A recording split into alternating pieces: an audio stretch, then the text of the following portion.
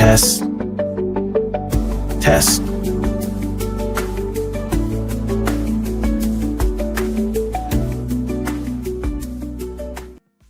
What's up, everybody? Mr. Right Way here on the So Excited Podcast. We are back 1 week after the Nintendo Switch 2 was released. Got it right here. Got some games downloaded. How's everybody doing? We're gonna talk about the Switch is dominating in sales after four days. 4 days. We got Summer Game Fest, which is like showing right there. We got a lot of stuff going. It's been like a busy week. I just got back from LA. The rides are not as bad as people say on the news. It's just a small little tension block. Survived that. I looked at it, went to a game store. Hope everybody's safe out there. Guys, how's everybody doing today? Doing good, man. Doing good. Like we were discussing before the podcast started, or even in the group chat, it's been a very eventful week, to say so the least. So, it really has. yeah, right? Man, we got a lot we're gonna get into tonight. I'm excited. Boy, I'm excited. Man, I am too. That's why it's called So Excited Podcast. So it's properly named. And I got my little combination. Shout out to my boys gaming off the grid. Y'all go get one of their glasses right here. Somebody's downloading shit on the Switch. I don't know who. That's probably Saturn. That was one of my notifications that popped up. It was like somebody was at us. Oh, I forgot. That's right. It's my first time using the Nintendo app. So I'm like, oh man, they actually send notifications. Shit, it's brand new for me. Yeah, because whenever you add somebody on your friends list, now it'll actually do like a notification sound. So. I've been adding everybody today. I just been doing it for like because I didn't have this one right here. I didn't have this for Switch. It was out for Switch 1, but I never used it. Like I was incentivized it because of Switch 2. So now I'm just figuring out. It's a lot easier to share your friend code too. You just copy paste it instead of having to type it out of the app or send a picture of it. Okay. Well, y'all and also too, we'll give our impressions on the Switch. Shout out to the chat. Super chats will be read on air, but we'll not be promoting. We're not gonna do no crazy stuff like that. Also, too, I am going to give away some stuff tonight. If you've been following me on Twitter if you follow the community page, I did get some games in from Atari. Shout out Atari. I'm gonna give this game out tonight. And also too, we're gonna give a steel book, Life is Strange. I guess this is for Xbox or PS5, whatever you want to do. But I'm a big fan of steel books. Anytime I can get my hands on a steel book, especially a free steel book, I definitely would take it to my collection. And we got games given out next week. Also, I might be giving away this too. Also, we got a Mario and Luigi Brothership. What is this? Keychain. Where'd you get that from? GameStop. I think I get some more from them and stuff, but they had some extras, so they gave them to me. If y'all want one, I'm gonna try to I can get y'all some if y'all want one. Yeah, if they got extra ones, I wouldn't mind have one of those. That's cool. I didn't even know those were like pre-order bonuses. So yeah, if you could do something. Yeah, a lot of people don't pick up pre-order bonuses. Here's a tip: if they don't pick up pre-order bonuses at GameStop, ask them. Especially after like 3 or 4 months, they still got them in the drawer. Ask, can you have them? But make sure you buy something first. You buy a lot of something, then they'd be more inclined to give you whatever you want, really. Especially employees. So it's pretty cool. Yeah. Trade off for trade. So how's everybody doing, Miss Saturn? How you doing over there with your cats knocking down your door? We on you, girl. They're quiet now, thank God. I'm doing good. I'm just a little bit jealous that you guys get all the cool stuff with GameStop. Our GameStop became EB Games again, and they're still stingy and they don't give anything free. So, well, you know what? Hey, listen. We got your stuff. Like, oh shit, what is that? I got your stuff right here. We just gotta wait for your in the mail people to like to act right. They're still on strike for. So hey, all your stuff here, Expedition and all that stuff in here. So. Wait, your people's on. Wait, they got people on strike for like the delivery. Were you at Saturday? Yeah, our postal company, I guess the international one, is on strike for the millionth time for absolutely no reason except that they want to raise. Yeah, I tried to send her that she bought Expedition. She sent me the money for it. I found one, and I found one for her on PS5, and I was gonna send it to her. I'm like, why can I not send this to you? And it was like, oh, it's the address. I'm like, oh, okay. Man, yeah, people either going on strikes, riots, or terrorists. Man, it's weird out here. They were just on strike in November and December, and now they're on strike again. And apparently, it's not going to be resolved because they're fighting. It's wow. Ain't that about to be? Ain't that about to be? Zelda, how you doing, brother? Doing good, man. I'm excited to be here. I I should have brought my popcorn for the fireworks that are about to pop off in this podcast tonight. But maybe No, I ain't gonna next be not gonna pop it up tonight. Well, when Alice get here, we might. So, yeah, you know. that's what I'm thinking. No, I'm doing good, guys. I'm happy.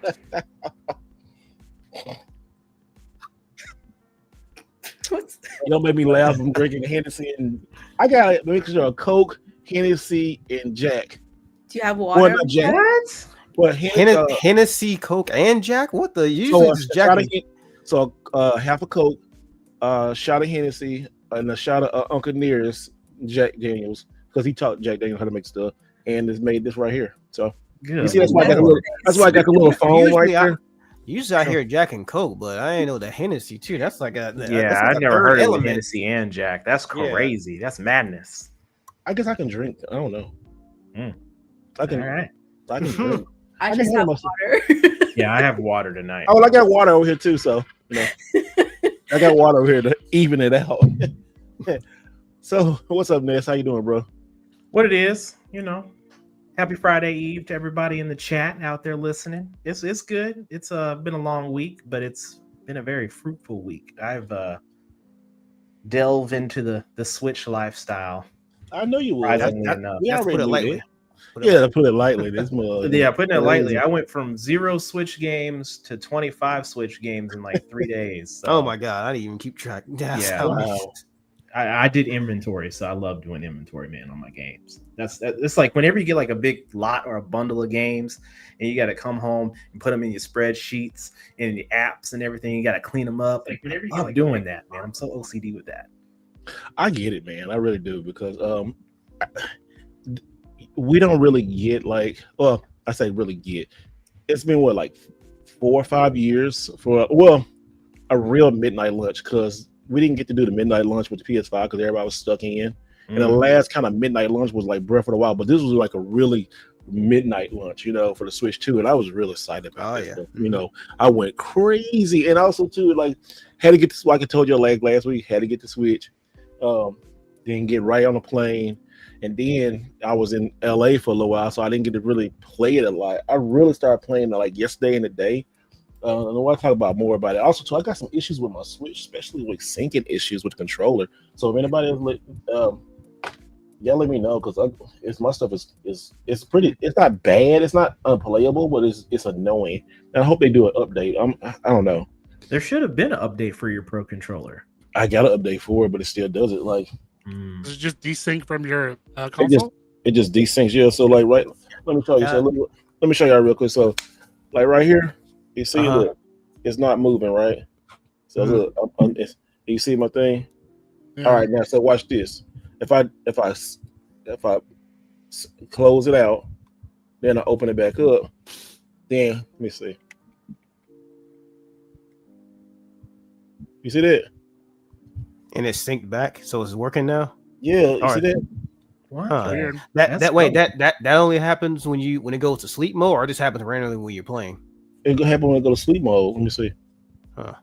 Yeah. So it's desyncing whenever it goes into sleep mode. So yeah, see. Wait, so you can't even wake. So when it desyncs the first time, can you even wake the Switch up normally? Not for the controller, no. It's on the Joy-Cons too. Oh, I haven't been able to wake it up from my Pro controller since I've had even the Switch 1. I can't even do it. I can't even wake it up. I don't know if I have to wake it up with your TV. Like if you have it docked. I can wake it with TV, but if I have it docked, I had to go push the button and undock. I don't know. It's weird. I don't know. I've always had to push the button.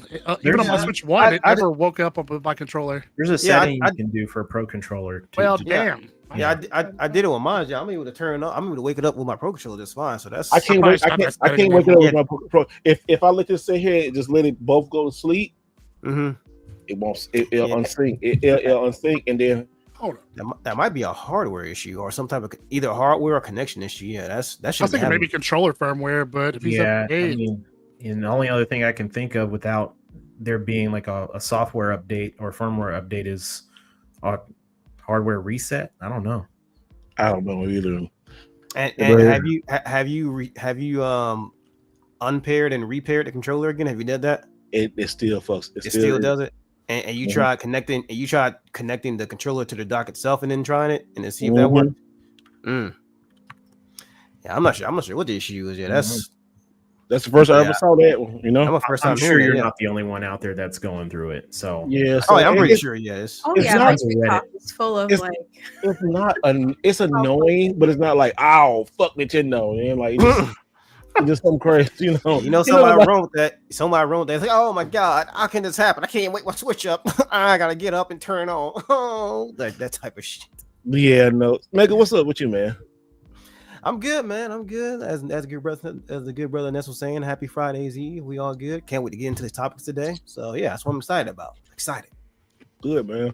So before we talk about the Switch selling so much, I want to thank Jeff Keighley and the people at Summer Game Fest for inviting your boy out to Los Angeles to the private event. It was great. That boy living up over there, man. Mhm. Congratulations, bro. Hey, Congratulations. Hey, it was good, man. They like said they hooked your boy up, right? Oh, like hooked your boy up too. Like they gave all the creators and stuff right here and everything like that. Oh, Pixel Head, we got to get to you just a minute, get ready. But like, man, like look at all this right here. It's some stuff in here, like this free stuff. You know, it was just free out stuff. But Pixel Habit, thank you, man, for the $4.99. So you know what time it is. Hold on just a moment. Go ahead, get ready. Hey, yo. Wait, can you hear me? Yeah. All right, hold on 1 second. Make sure. Sure, this is on. There we go. Yeah, Pixel Habit. Yeah, shout out for being the first one to make it like rain up in this place with a $4.99 donation. Appreciate you, brother. whatever. Yeah. I swear you gotta finish it with "Can you dig it?" Yeah, bro. Only on this podcast you're gonna see. Can you dig it, people? Oh, wait. You gonna get this much entertainment. Can you dig it? Yeah. When you Shout said out for that "Can you dig it" donation. with your regular voice, I was cracking up, bro. He's like, "Can you dig it?" I was like, oh. Oh my goodness. Oh shoot! Oh, He my said that's gosh. worth way more. Oh. How are you gonna celebrate that right there? My goodness, thank you so much. You are right now. The Wired Dirty Podcast. Our boys, they took care of us. Went down there. It was so great. Make sure you go follow them guys, man. There's some good people. They are the kings of the super kings. They are the kings right now of the chat or the podcast. And where did that go? Oh, here it goes. All right, housekeeping rules, real quick, y'all. Let me go back to the Summer Game Fest day. Yeah, so Summer Game Fest was amazing. Also, that's why I got some of these gifts and stuff to give to people. It's not this one, but these right here. And it was just a lot of good games there. I got to see Resident Evil. I got to see Onimusha. And then also too, this new game real quick. I want to show y'all just a little bit of footage of it, but it's called Split. So it's in development. It will be out next year. Embargo is up. So I'm just gonna skip around. I'm not gonna show you too much, but let's look at it real quick.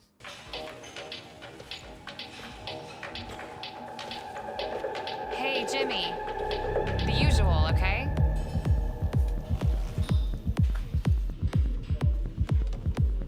Have you seen all those bodies? First the Market Massacre, now the Hive. Busy, What the fuck are you talking about? Take her down! That wasn't me! Come on, at least don't bullshit! Hey! She won't haunt us anymore. Taste that, killer! This is for everyone, Butcher. You know what this combat reminds me of now? Now that I'm Batman. looking at it. Yeah, Batman. Batman. The Arkham games, yeah. Especially from angles like that. Oh, yeah, and she has like a little senses thing above her head, like spider senses. Yeah, I might mess with this. I might mess with this. Shit. I'm like, damn, this looks familiar.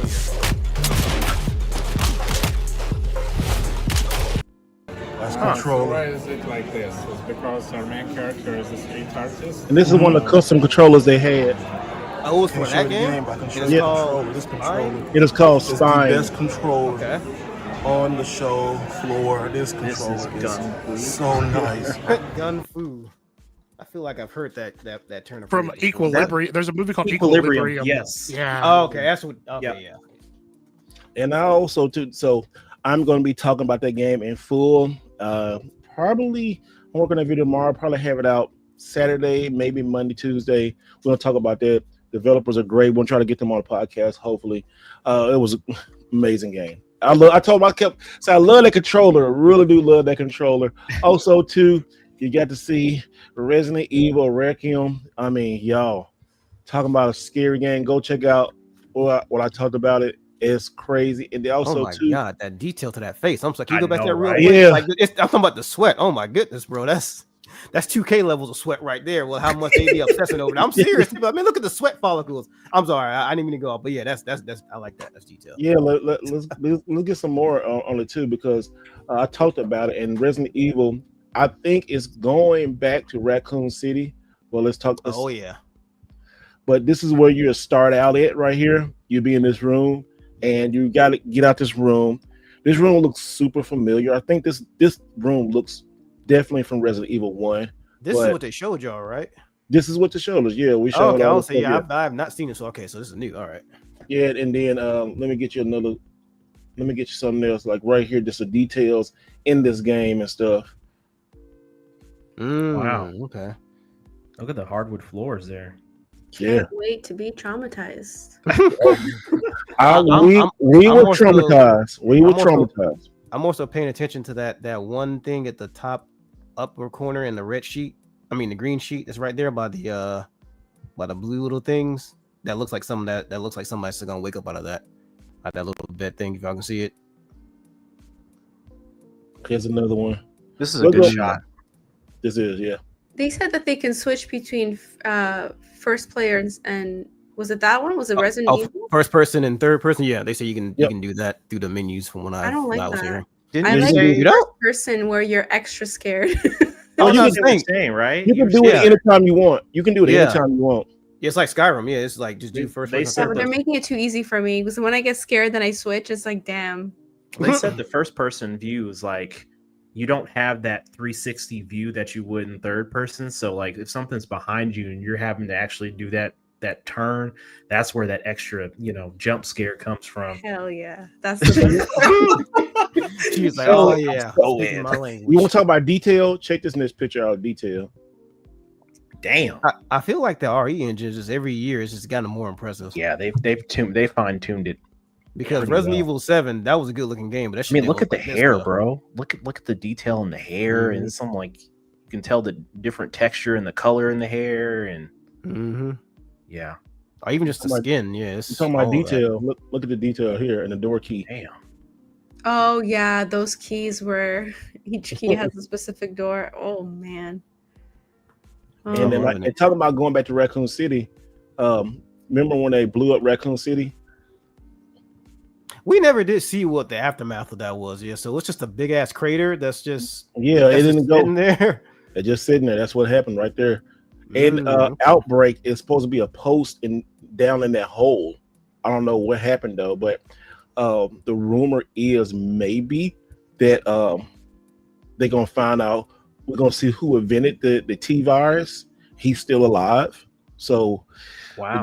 We just don't know. So. I mean, I don't do horror games that much, but I think I'm gonna do this game because it's gonna be like pretty. Oh, I can't show no more. The storylines have. Cause you say you don't really do them like that, but the storylines from like Resident Evil 1 through 8, just the main story, those are really good, man. Like even if you gotta get past the horror element, like how all of them link together is really good. So I recommend going back and play all of those if you can. Oh yeah, man, it's just crazy stuff. I mean, move something. Then also we got to see. Is right here. Finally after like 6 years, they showed that in like 2019. It's all right, bye, bitch. We didn't see it. No, they showed this in 2017. And maybe earlier than that, but I remember seeing it 2019. So yeah, it show how long it's been. 2019. What is this? This is Pragmata. So let's thank you to Capcom for sending this over. Hold on, let me see real quick. What is this? Honestly, I forgot all about this game. I'm being honest. Yeah, I don't remember seeing anything on this game. All right, so they showed it once, and that's about it. Let's take a look at the trailer for Pragmata. Thank you to Capcom for sending this over to you. The future. It isn't just a dream.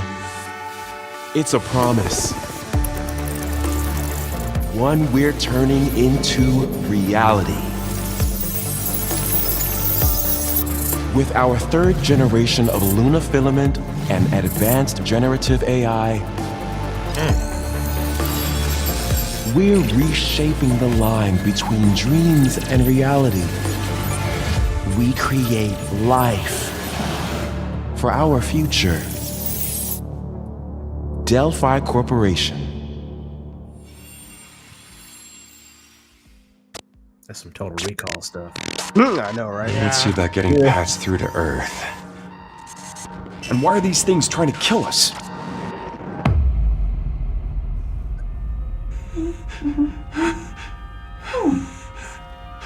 There you are. All better. You patched me up?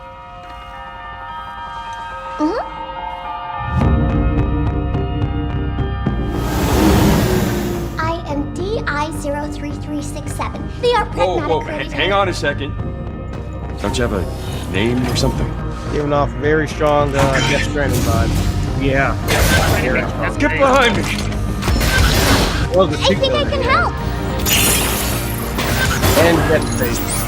Damn, and some of Vanquish. Targets identified. Neutralizing threats. Neutralize us? Looks like we're gonna have to fight our way through. What the? Bypassing first and second firewalls. Hooking control protocols. Initiating hack.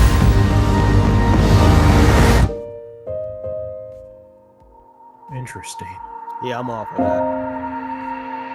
Hey, D.I. I said I am DI. Okay.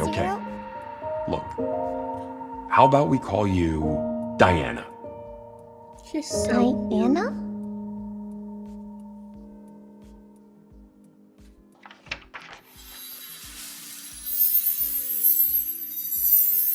It's real. Yeah, that's. Did you see that? That's like sorry. Absolutely Like adorable. actually, it's this. Oh my god! like I'm how all they for did that, that. though. I'm all for that. So we got another trailer to show you. We're gonna show the Resident Evil 4 trailer, and also we're gonna show the Onimusha trailer in the podcast. Thank you, Capcom, for sitting out. And also, too, they're gonna be sending some stuff later on. When we get closer, we're gonna tell you more information. So make sure you like and subscribe. Stay tuned to the channel.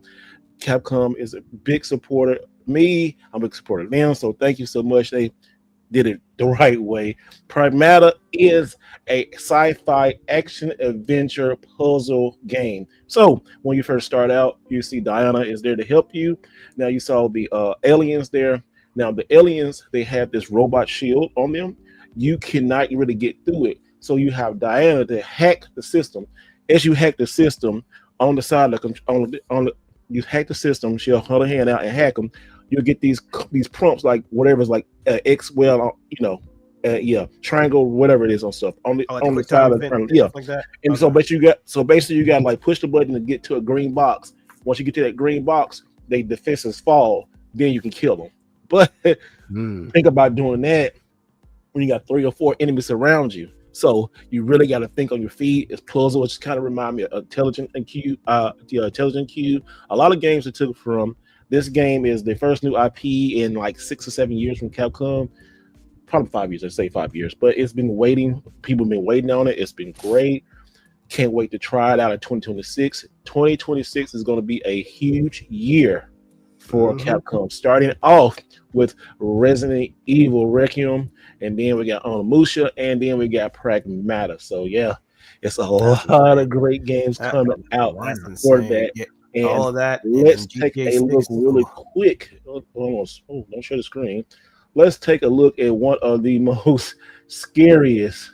I'm talking about super freaking scary trailers of Resident Evil 6. So if you get scared, easy guys, just look away right now. We don't want you to like go into your Weenie Hut. Go into your Weenie Hut General tents, everybody. So you know. No, they didn't spook you. I didn't look at the trailer. They didn't send the trailer, so we're not going to look at that one. We're going to look at the one at Onimusha. There we go. We're going to look at this one. Where is it at? Yeah, here we go. Let's look at Onimusha. I guess Resident Evil is still all down the pictures you saw, but Onimusha, Way of the Sword, is freaking amazing. Let's take a look at that.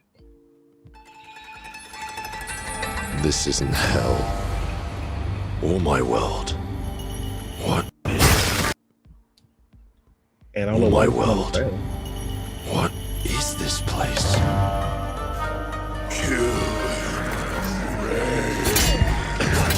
Also, you don't have a chance. Y'all hear it? Yeah, we hear it. Everything's good. Game looks beautiful. Well, I can't see anything anymore. Could y'all hear that? Yeah, we hear it. Yeah, it was good. Oh, you probably just couldn't hear us. But yeah, the trailer was good though. Yeah, that's fine. Oh, okay. I'm. You probably just couldn't hear us. I couldn't hear y'all. I'm so sorry.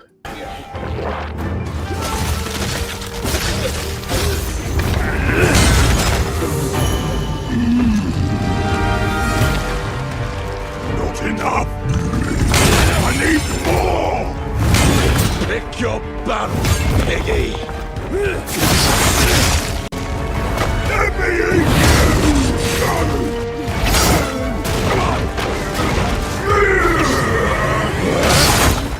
Musashi! We both want the same thing, Musashi. But there's only room for one at the top.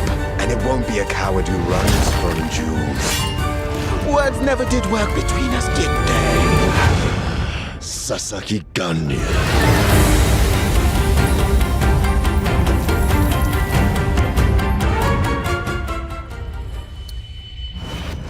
The level of game quality that they can just make with that engine is just otherworldly.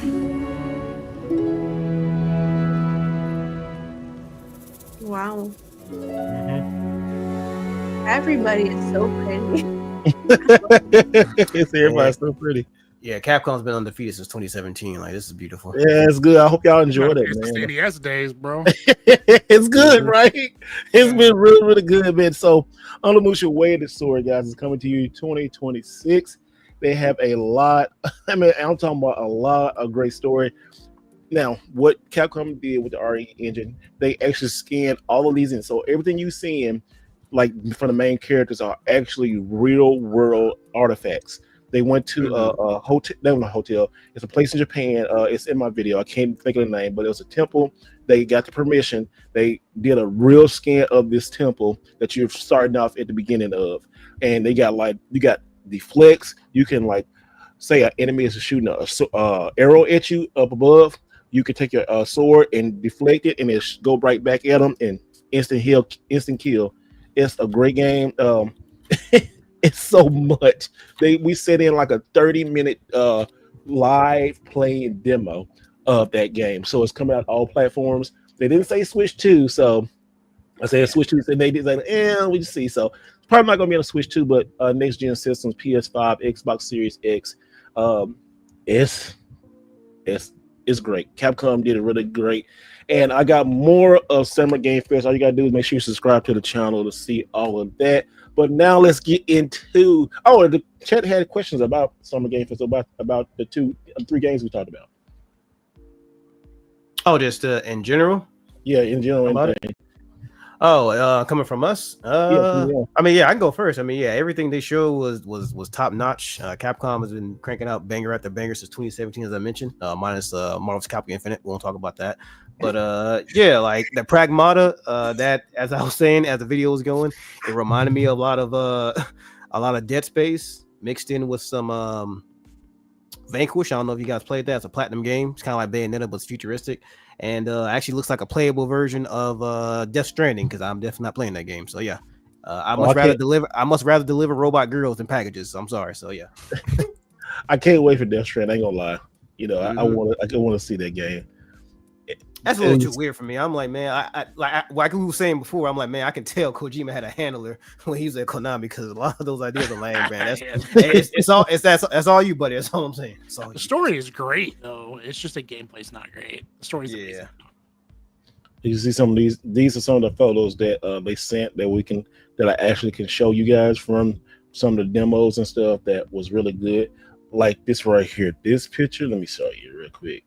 He got Whereas that this Astro's one Wrath right thing going on with that. Yeah. That's what kind of now, looks like. this is you're fighting one of your rivals. He also has an Onimusha blade, an Onimusha gauntlet, and the gauntlet is taking over him. So he's like consuming all the bad power from that. He's taking it in. While Masashi, he really doesn't want it, and he's like trying to get it off, but the gauntlet won't let him go. So the gauntlet is actually going to help him during this. This is set in a different universe, a different Onimusha universe. It has nothing connected to the PS2 games, and it's that's good. That's good. It can. That's really good. I was gonna ask it. Well, yeah, because I was like, I mean, do you need to play the previous games? And no, this is a brand new game, brand new setting, all brand new. He's a brand new hero and stuff. It's they say it's a lot more stuff going on in this game. You can like go travel back in time. Also, like right here is one point where the Onimusha Gauntlet showed him what happened back in the day. And so what happened back in the day was that as you go back and see go back that picture, what is it again? Go back right here. If you see these souls in the back, these are people. The monsters in the background are making these people tie up their countrymen, take them to a top of a hill and toss them off. And he's seeing all this going on, and so he don't know what he needs to do, but it's a part of the story. And also too, that is something that happened back in the day in Japan, and they put a little twist on it. But yeah, it's pretty wild. They straight up getting Thanos and Gamora at Infinity War. That's what it sounds like. Yeah, man. Yeah, it was really good, man. So, how's everybody join? Before we go to our talk about the Nintendo Switch, also I'm gonna put it in the chat, guys. If you go to Amazon, let me put this up real large. My sister has made a book, and it's called Sips of Wisdom. If you are a career-focused person, her and her friends, they wrote this book. I bought it off Amazon. It's only $10. I'm gonna put it in the chat in just a moment. But it's a really good book. I appreciate Aomega, he brought one. But if you're a business, especially if you're a businesswoman, even men can use this. If you got a business, most folk talking to women, but if you know somebody, a woman in your life you want to inspire, that you want to get a book for, you want to help them out, these ladies right here. My sister's smart as shit, so she knows what she's talking about. She be making the money. I mean, talking about rich. She's good. She's always in sale and everything. I'm really proud of her about this book. Day one on Amazon, $9. So I'm gonna put it in the chat after I get it out after I get it off my not podcast. What is it? Oh, text message. Shit, I can't even think. But yeah, Sips of Wisdom by my sister. Go get it out. Go check it out. It help you, boy. If you want to support me, support her. And also, it uses my Amazon link, so you're helping out the channel anyway. So go check it out. Go ahead and put in that self plug. I can dig it. I can dig that. Yeah, I'm gonna go get it real. I'm gonna get this link to y'all guys. But yeah, how y'all been enjoying y'all Switch 2? Anybody can start. I guess I'll go ahead and start first since I dropped the video, and I appreciate everybody who checked that out. But yeah, that's as I was saying to you guys last week and part of this week. I ain't played no Switch 2 games on that bitch, bro. I've been playing all Switch 1 games because when I started doing my initial testing, I'm like, man, this shit look amazing. Like, I can finally play Breath of the Wild and all these third-party games. They just gonna sit up on my shelf anymore and just collect dust. I can actually get through some of my backlog. It's at a respectable frame rate. So guilty as charged. I ain't been playing no Switch 2 games. I was saying in the group chat, I'm actually gonna do that tonight. So as soon as the podcast is done, I got everybody added on the friends list. So I'm definitely gonna get Mario. The link is in the chat. Oh, look at Pink Prince. Hey, Mega. Look at this. Hold on, we gotta get ready.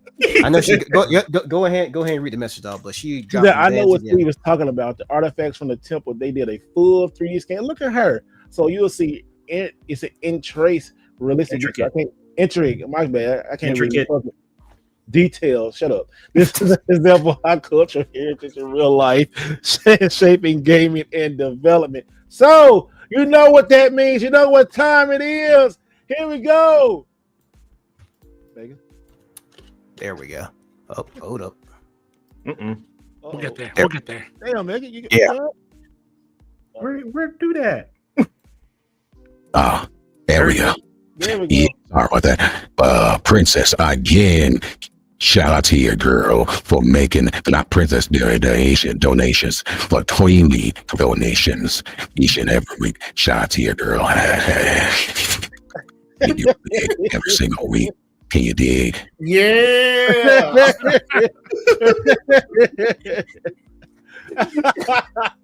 I was waiting for it. All right, I gotta remember that it recess. Okay, so the voice change it recess. So I gotta make sure to do it again. Okay, so we're good. Oh my god, that was hilarious, grandpa.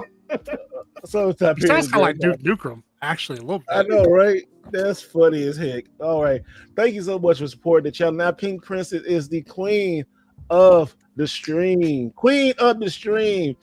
Y'all go help her out. Go follow her. She is always supporter. We cannot wait to meet her. When we meet her, we definitely going to have her on the panel on the podcast one day when we go somewhere. But thank you so much. And also too, my sister's blue is pinned to the chat. It's $10. Help her out. Help me out. Support the channel another way. And also to anything you buy on Amazon for the next hour, you will help your boy out. So that means you buy the book and go get some good stuff. You know how we always talk about games. So go help everybody out. Switch 2 is here. Greg, Zelda, how you doing? This man just used my government name on the I know, right? No, I'm just playing. What was that? Hold on. You killing me with this voice changer, bro. No. You know it's still on, right? It's still on. Okay. What? You know, it just like caught me off guard real quick. Like, Yeah, it completely blanked my whole mind. I was like, it did, like, I was like, oh god. Oh my god, it got me again. Pick up on it. My bad. Continue, brother. No, you're Continue. good. Hey, this is the entertainment day. This man right here, he told us that he bought this for the show. So y'all go check his channel out too.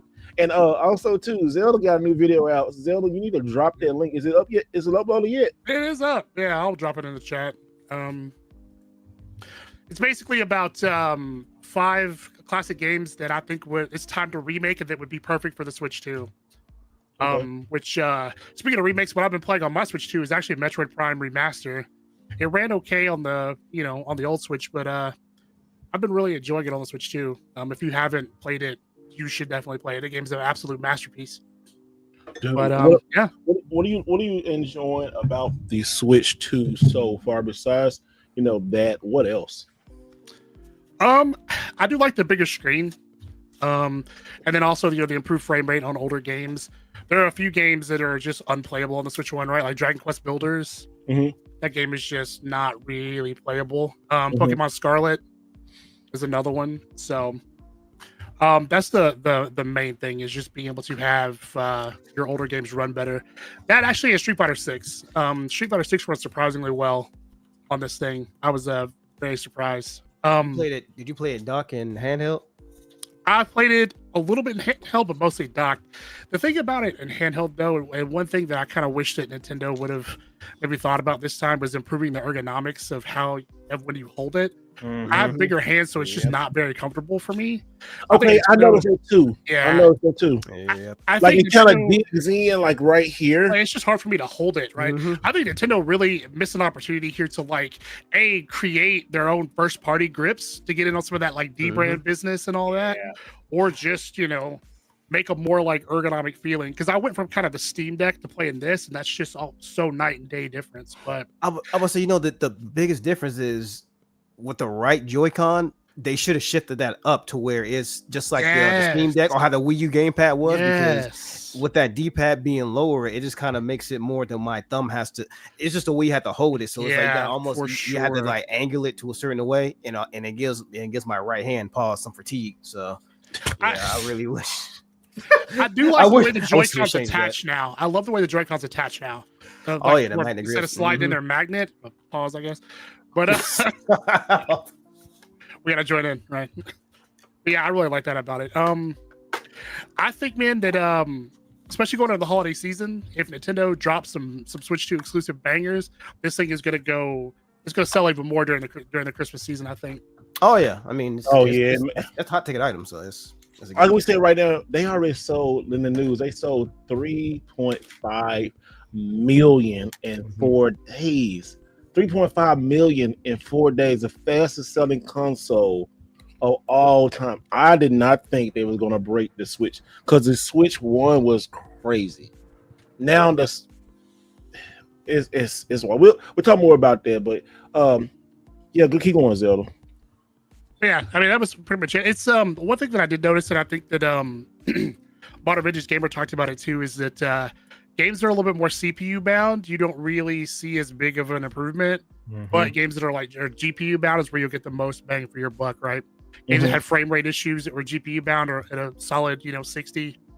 I did try Dragon Quest Builders, and it's playable now, but it's still got a ways to go. Yeah, like the best you could get out of that thing was like 15 frames. Sometimes it would drop down to 8.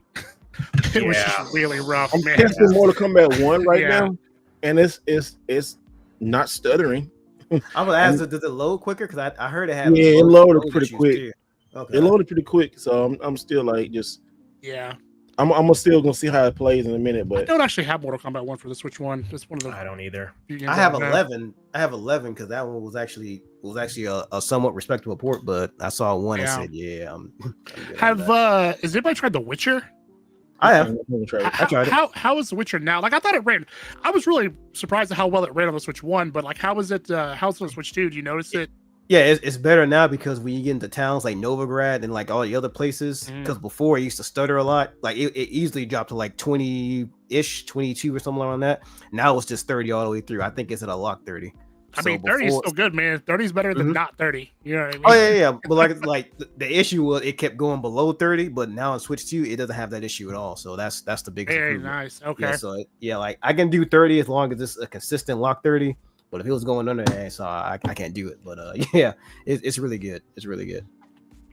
Like right now, I'm looking at the menu screen, and it's looking good. I mean, very nice, man. I think the Switch 2 had a lot of the games that you had issues with Switch 1 was pretty freaking amazing. Like Mario, I'm still the Mario 3D World, not 3D World, but Mario 3D All Stars. Ness, have you tried those yet?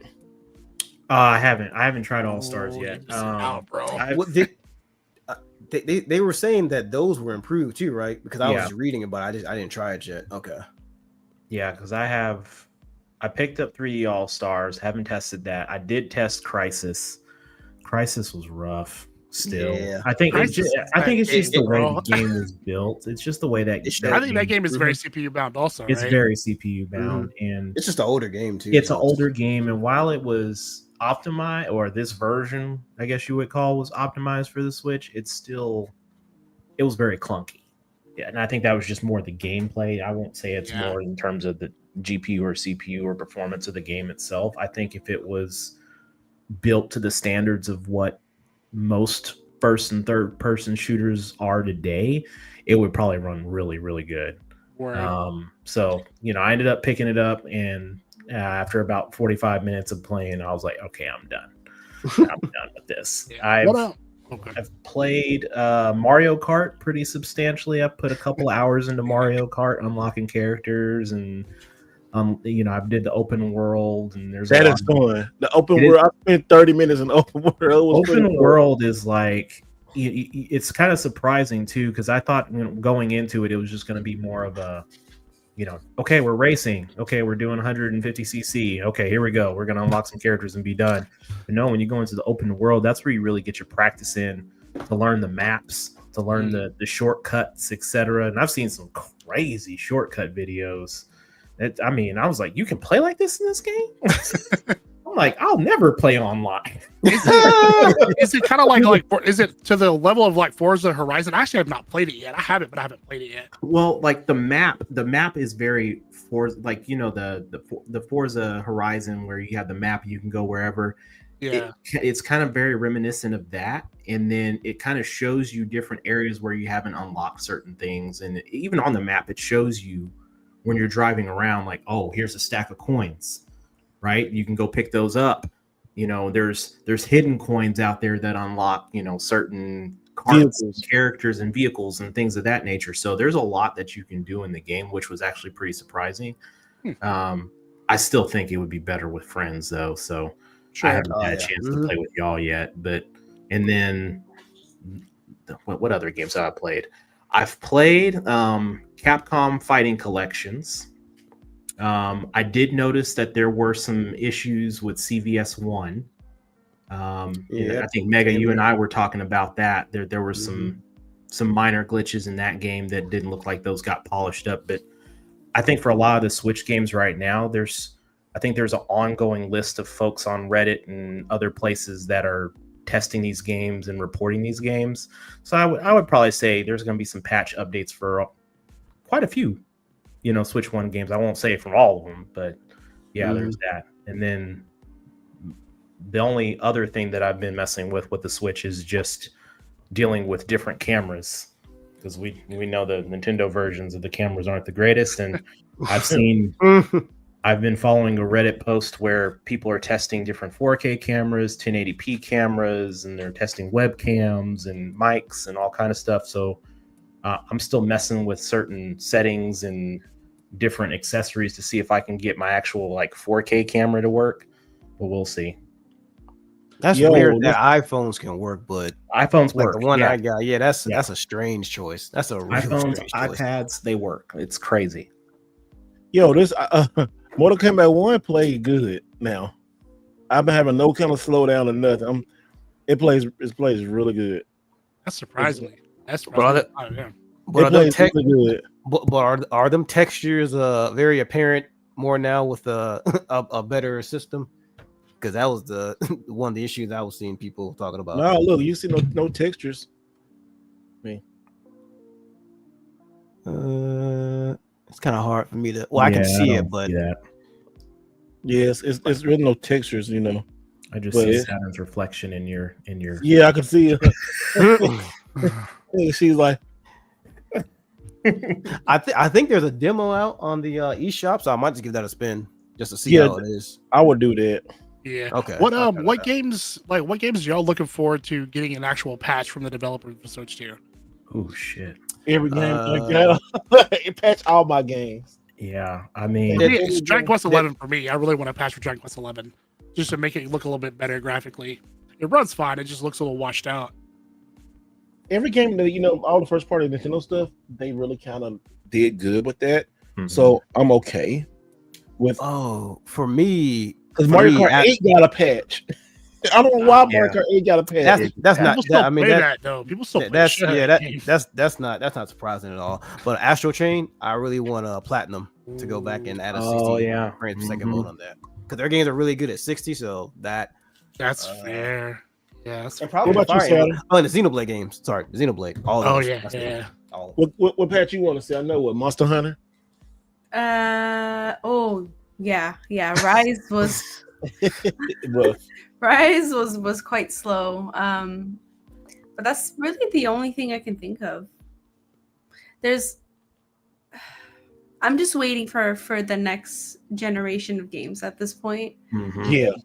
Because I don't notice like little frame rate drops here and there. I mean, Pokemon, obviously they fixed it because that was so bad. And even after fixing it, I'm still not going back into it. So it's kind of hard. It's bad. I'm sorry. A few years, yeah. I don't know. I'm just waiting to see like what new games they're going to release, and hopefully I don't break my Switch by then. I can't wait for Donkey Kong to come out next month. I like I said, we was talking about last week or a couple weeks ago, how Nintendo has that strategy of releasing one major game every month, and I like that. I just saw they just did this one, the Capcom Beat Up bundle. They just put a patch for that one. That's the one with like Captain Commando and stuff like that, right? Yeah, it looks even better on the screen. Look, we could just.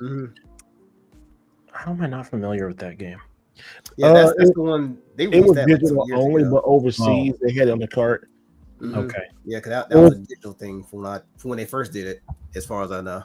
Yeah, and so like it has all these games on here, like you see, like Final Fight. Oh, you got Final Fight. Oh, wow. Battle Circuit? Battle Circuit, Final Fight, Battle Circuit, Armored. What's that? Armored. I can't read. Warriors. Hold on. Warriors. Yeah, I did. I'm sorry. Warriors of Fate. Knights of the Round. Ooh, Knights of the Round. That's the one, the arcade, right? Yeah, that's Knights of the Round was like that $90 game on the Super Nintendo.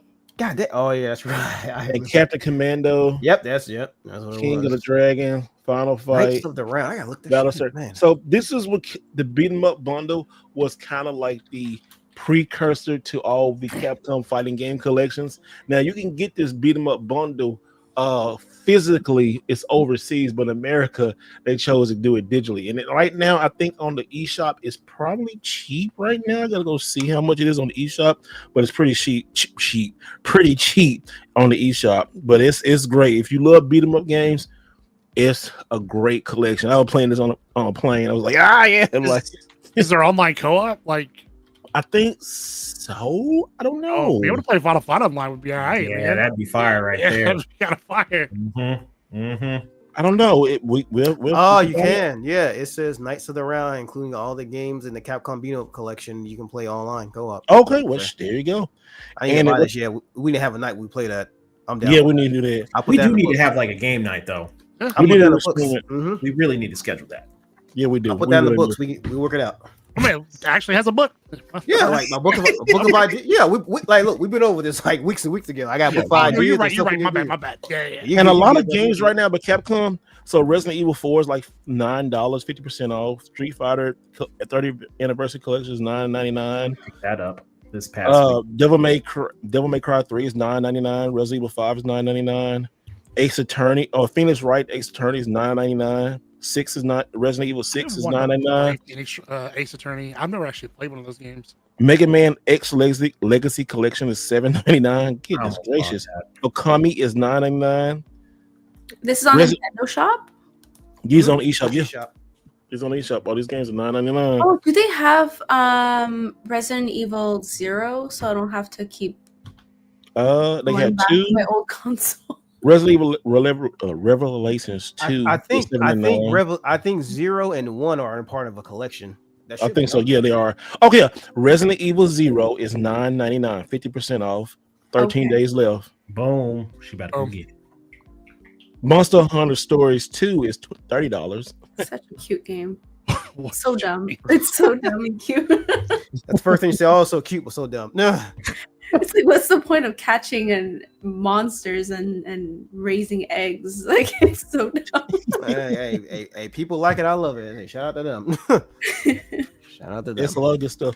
Oh, so everybody talk about Saturn. What do you think about your Switch 2 experience so far? You was one of the 3.5 million. Well, I didn't play much of it. You know, I tend to buy things and then put them aside. So I try my best to play a little bit of Mario Kart just to unlock like outfits. Okay.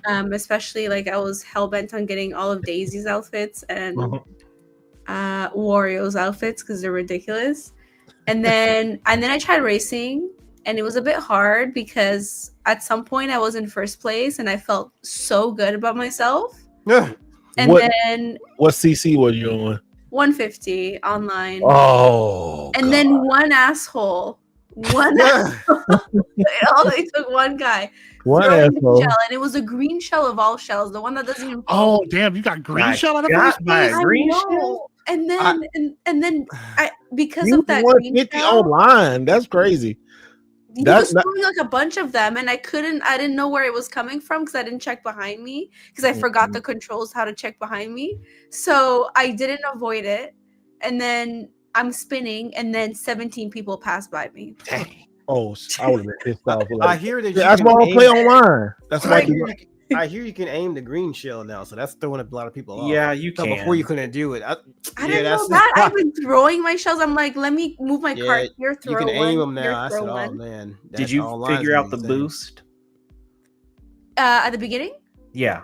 Yeah, at the second ring, like beep, and then it says the second one. You hold the button. Yeah. For those that don't know how to do the boost, it's like as soon as the countdown starts. So when 3 pops up, it's like 1 banana, 2 banana, but on 2 that's where you hit it and you hold it, and then boom, turbos. Yeah. Okay.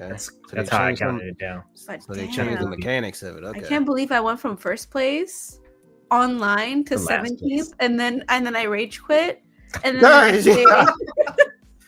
the next day I this? dropped my Switch and I thought it died, so I didn't check it for another 2 days. Oh my So we God. got another game coming out this month. We got Raido remastered. Rido. Raido. That's how you say That it? was The on the mystery? Nintendo Direct when they announced the Switch 2. That's the Persona S type game. Oh, okay. Yeah. I think I'm gonna get this. Well, I'm trying to get every game. So Are you Of course really you are. going for like every single Switch 2 game?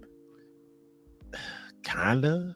Oh, I don't ever want to hear you call Ness rich again. I think that ship has sailed. Thank you. F you. But so we got that coming out. I don't know about Tony Hawk because I think it's gonna be a half like. No, Okay, it's so hard. Shit, I was saying this in the group chat, like, because the Switch 1 version is gonna be on the cart. I really hope there's an upgrade path. Just so I on can- a Switch 2, right? It's a code. It's a code in the box. Code. A code. And then next month we got Donkey Kong coming out on the 17th. Which I'm definitely buying that. Definitely It's 100%. open world Donkey Kong, right? That's day one. Yeah. Pretty much. And then I'm getting this one. It's $80. Goddamn. I'll say you really getting that one. Just get the regular version, get the upgrade. You don't gotta Because I want buy to switch that one. some case. Get Some of the upgrades Okay, well, there are you- free, right? Because I was able to download the Tears of the Kingdom and Breath of the Wild upgrades just because I had. I know. I Whatchamacallit. want the case. Yeah, I was so expansion, yeah. silly. Yeah, I know. Oh, great. Don't be putting my business out there like that. He's yeah, he did. Look at him.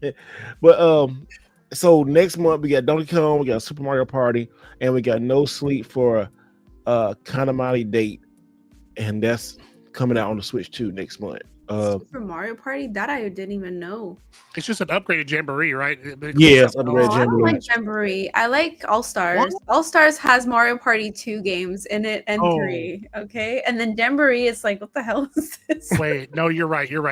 All Stars is a good one. All Stars is the best one. That's Yeah, the no, one you're that I right. would stick with. Jamboree, that's the one where they show with people was like using their cameras and shit. I'm like, man, I don't really Yeah, care about see, that. and Yeah, then the new games. No, I'm more of a nostalgic person. I prefer my Mario Party 2 because 1, 2, and 3 were top tier. 4 was okay. 5 was amazing. 6 was great, and then after that, I don't care. Oh, is that Madden? Is that Madden cross-platform? Probably not. So I'm Madden, pretty sure it is. So Madden is pretty a positive. key card. Madden is not a. No, I mean, can you play it cross-platform online? Yeah, you I can think so, because Against like PS5 and yeah, Xbox? because it's like that for everything. Yeah, everything's possible. Yeah, they ain't no way they're gonna release. I was at the dealership this morning to get my vehicle serviced, and I had my Switch with me, and this dude was like, "Hey man, what you got there, man?" I was like, "Oh, it's the new Switch." He's like, "Man, you play Madden on that?" I was like, "Yeah, they got a new Madden." Of course, They you come already here. knew who I was talking to. He's like, "Yeah," I was like, "Yeah, they got a new." Hey, can you cross-platform? I got a PS5 and I got an Xbox. I was just wanting to know if it. I'm like, "Yeah, I'm pretty sure. Yeah, how much those Switches cost, man? They available right now?" I'm like, "Well, I did the whole breakdown." And he's like, Okay, so that was a normal person. We'll get back to the game. So that was a normal person you was talking to. It was a normal person. So how was a normal person handling the Switch 2, the price? He was asking all these questions. How did they kind of, you saw them figure it up in their brain. How did they handle that? You know what? He didn't bat an eye. Really? I told him, I was like, the standard was like $450, and then like the bundle was like $500, and he was like, okay. It was like, because he already had a PS5 and an Xbox, and he was like, is it roughly around the same price? I was like, yeah, for the most part. If you're comparing it to what it was a couple years ago before they raised the prices of the PS5 and the Xbox, but yes. And he was like, yeah, that looks like a pretty nice device, because he happened to see me playing Mario Kart. He's like, man, that looks really good. And I was like, yeah. That's pretty crazy, right? Because Yeah.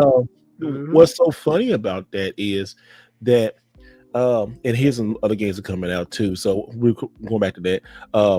In August, we got Madden, we got Story Seasons, I'm probably gonna get this one just like Saturn got this one Saturn, too. yeah. Because of the first collector's edition for the Super Nintendo. For the Nintendo Switch. I don't know why it's Super Nintendo. And then I might as well buy Kirby again on the 8. And then Star Wars will be out in Star Wars. I lost trash. and then damn, I'm gonna get this one. I had it on PS5, but I'm gonna get it for the Switch too. Wait for that one. That's co-op too. So that's, Story of Seasons basically it's like Harvest Moon, right? It is.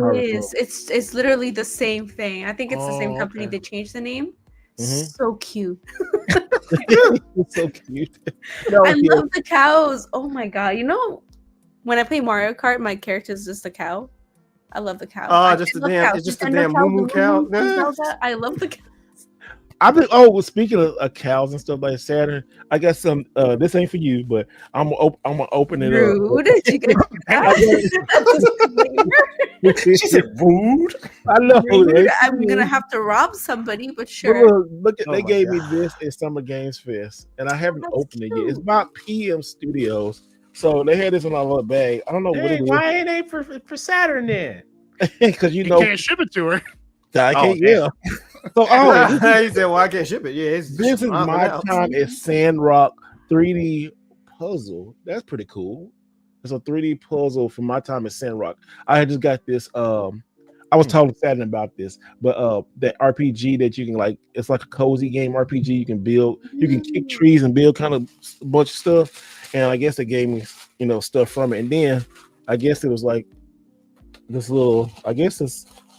I don't know what kind of dog this is. It looks like a husky. It's a husky, yeah. No, it's a penguin. No, it's a penguin. Put them on the screen so we can see. It's a penguin husky. Hold on. It's a penguin husky.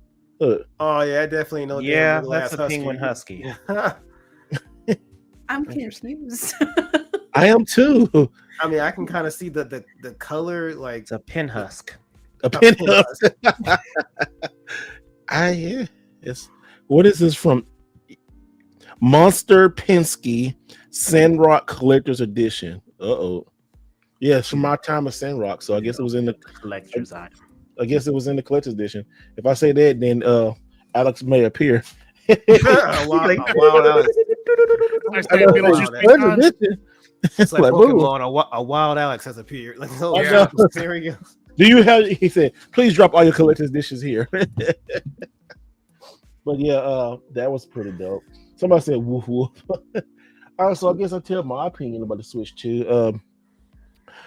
I'm silly because I did not realize that I needed like a memory card, and I was in LA, and this one I just went overboard because I saw some of this stuff on eBay, and you'll see a video about it soon. I got some things I made some money off to buy some games, but I bought one, and then I just bought every Switch game that was released. I bought every last single one of it. I just got caught up in it. I was like, the video's on the channel, so go check it out. You'll get more information about that. But I don't know. Y'all should have saw the Texas man put. He said, "I think I fucked up, y'all." And it was like, "What you mean?" And he said the picture. I was like, "Oh my god, yeah." I was like, "What are you doing?" Yeah, I was like, "What you talking about?" He said a picture of. I was like, "Oh, here we go." This is how you know, like when he's in the group chat and he's like, and you hear one word, y'all. That's all you see is one word. Like, oh snap, something happened. What's he about to send? What picture is he about to send? And you see this whole stack of Switch 2 games. We're like, bro, what? Yeah, bro, why are you getting that? And a lot of people have a problem with key card, and I don't have a problem with the number. At first I did, but I don't, because I'm thinking about it like this.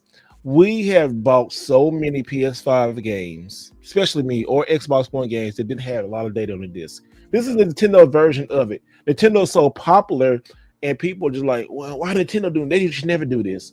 And it's like Nintendo making it everywhere. No, the third-party companies are choosing to do this so they can get a box and a download code next to Nintendo Switch 2 game because they know they're going to sell like me. And a lot of people outside of gamers and people who do stuff on the internet are buying this stuff. Like you were saying, Ness, the guy who was at your this morning was seeing you buying stuff. He's like, "Oh, okay, that's it. Okay, I'm buying. I just want to play Madden on the go." Yeah. Some person is going to buy a Nintendo Switch 2 and just play Madden just to be on the go, just to be also in the in crowd because they know the Switch 2 is popular. and just because they couldn't do Switch Madden on the go last time. So Yep. Madden, you don't realize how popular Madden is with black folks.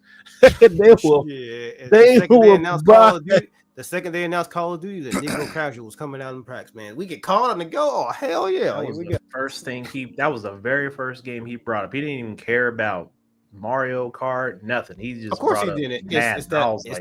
It's that Madden 2K, because Bro, there's nothing like going to GameStop the day that new Madden comes out. That shit is crazy. People that are talking crazy shit to each other. Who you use? You trash, bro. What's your gamer tag? Let's get on right now. I'm like, hey, y'all calm down. Hey, yo, cuz, to go buy the counter and get that Madden in the 2K. Yeah, I'll take that. Yeah, appreciate you. Yo, that's exactly how they sound, bro. Yo, if Call of Duty comes on the Switch, Paul. Oh, when it comes on the Switch. Oh, damn. I'm sorry. That was go ahead. Skeet, dog. Oh, bro. Can't see Skeet on the podcast. It's gonna sell a lot. It really is. Like Call of Duty it might be like a weaker version, but it will be. Well, man, it was gonna be a weaker version. That thing is on the Xbox One, bro. I think Switch 2 gonna find a way to make it look pretty crispy if it's on the Xbox One, because you gotta think comparisons. The Xbox One, that's like the weakest one you can get. So I think the Switch 2 is way more capable than a damn Xbox One. That shit from 2013. I feel bad for these engineers, man. Your major company be like, hey, we're coming out with a new COD. Once you get to work on Switch 2, you'd be like, bro, for real? What? I don't, thinking about key cards, like at first I was kind of like, man, what the heck is this nonsense? I'm cool with it to an extent. Now, the one thing I'm not cool with it was that split, whatever, what's that game? Split Fiction. Split Fiction, and that's nah, bro. I'm not. Like, why are we wasting money on a plastic box and a piece of paper? Like, that's a waste of materials. That's recycled. Like, I mean, is it just a code? Just a code. You ain't got no card, nothing. Like, you don't have nothing in there but a piece of paper. That's just a digital code. Like, why are we wasting materials for that? They did that for Fortnite too, for PlayStation. Pretty much they had box physical release versions of it, but there was no disc inside. You just open it up, it's just a code. That was it. Just for whatever season that was for doing Fortnite. That was for Fortnite. Yeah. Strangely enough, Apex Legends, I still got it too. Apex. So right here's Split Fiction, right? Yeah, Split Fiction. Okay. I haven't bought it yet. I mean, I haven't played it on PS5. I do like the cover. That's the only reason I got it. And then the code, which I already downloaded the game, but I'm still gonna cover it up because you never know what somebody might do. But it's a code. Interesting. That's it.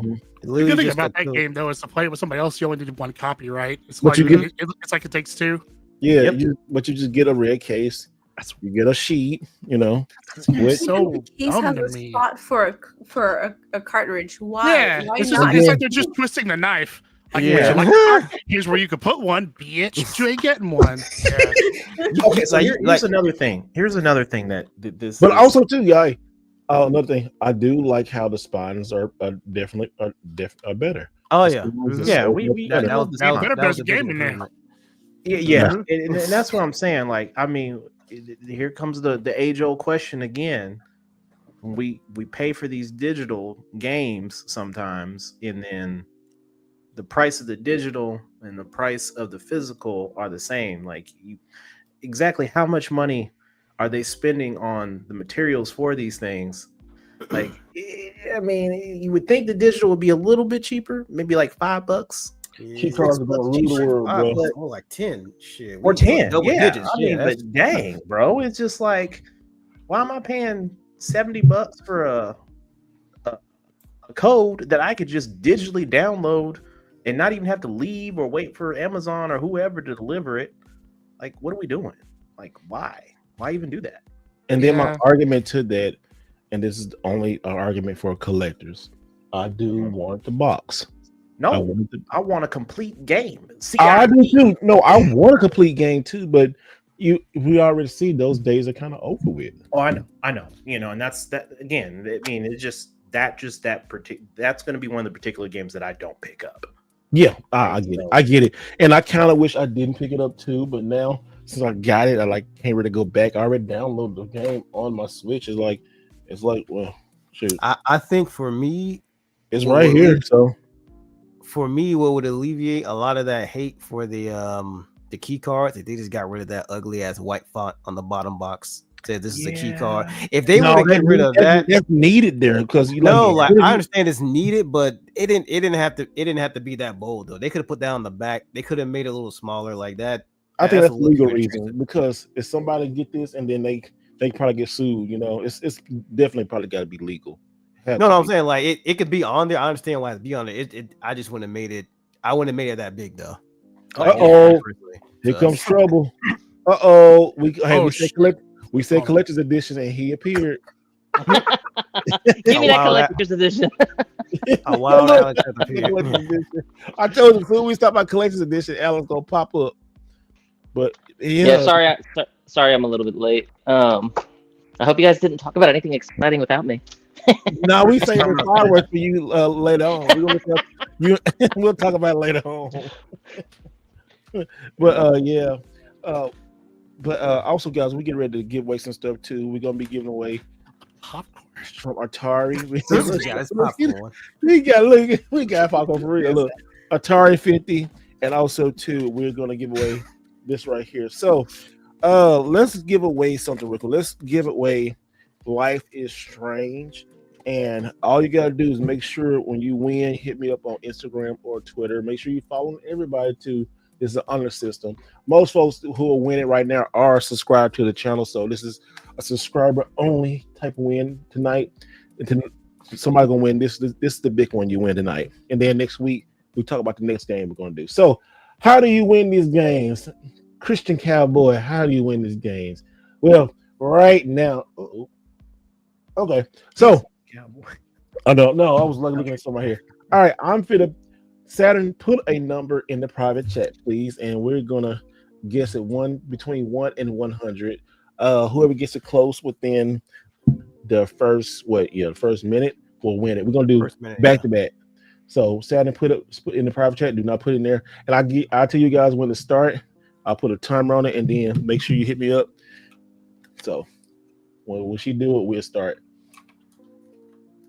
This is for a Life is Strange. Amazing, beautiful. Okay. Steel case. Okay. Steel case, yeah, steel. And get the game. It's actually a really good game. All right. But good. So we got the number. All right, you got 1 minute on the clock. Hold on. Is the number between what? Hold on, y'all. Don't start right now. It's probably 1 and 100. And if you won before, you still can win again. So dang. Give me 1 minute on the clock. And go, people. Oh, dang, somebody put it up in there real quick. We got a 4, a 77. Let's see. 88. Number 63. 58. Don't you say the number out loud. You're gonna be reading it. Oh, I'm not saying my number. I'm reading. Okay. Somebody got it close. Somebody getting it close. One person's very close. Yeah, somebody's very close. Extra crispy. I see why they put that number too. That's funny.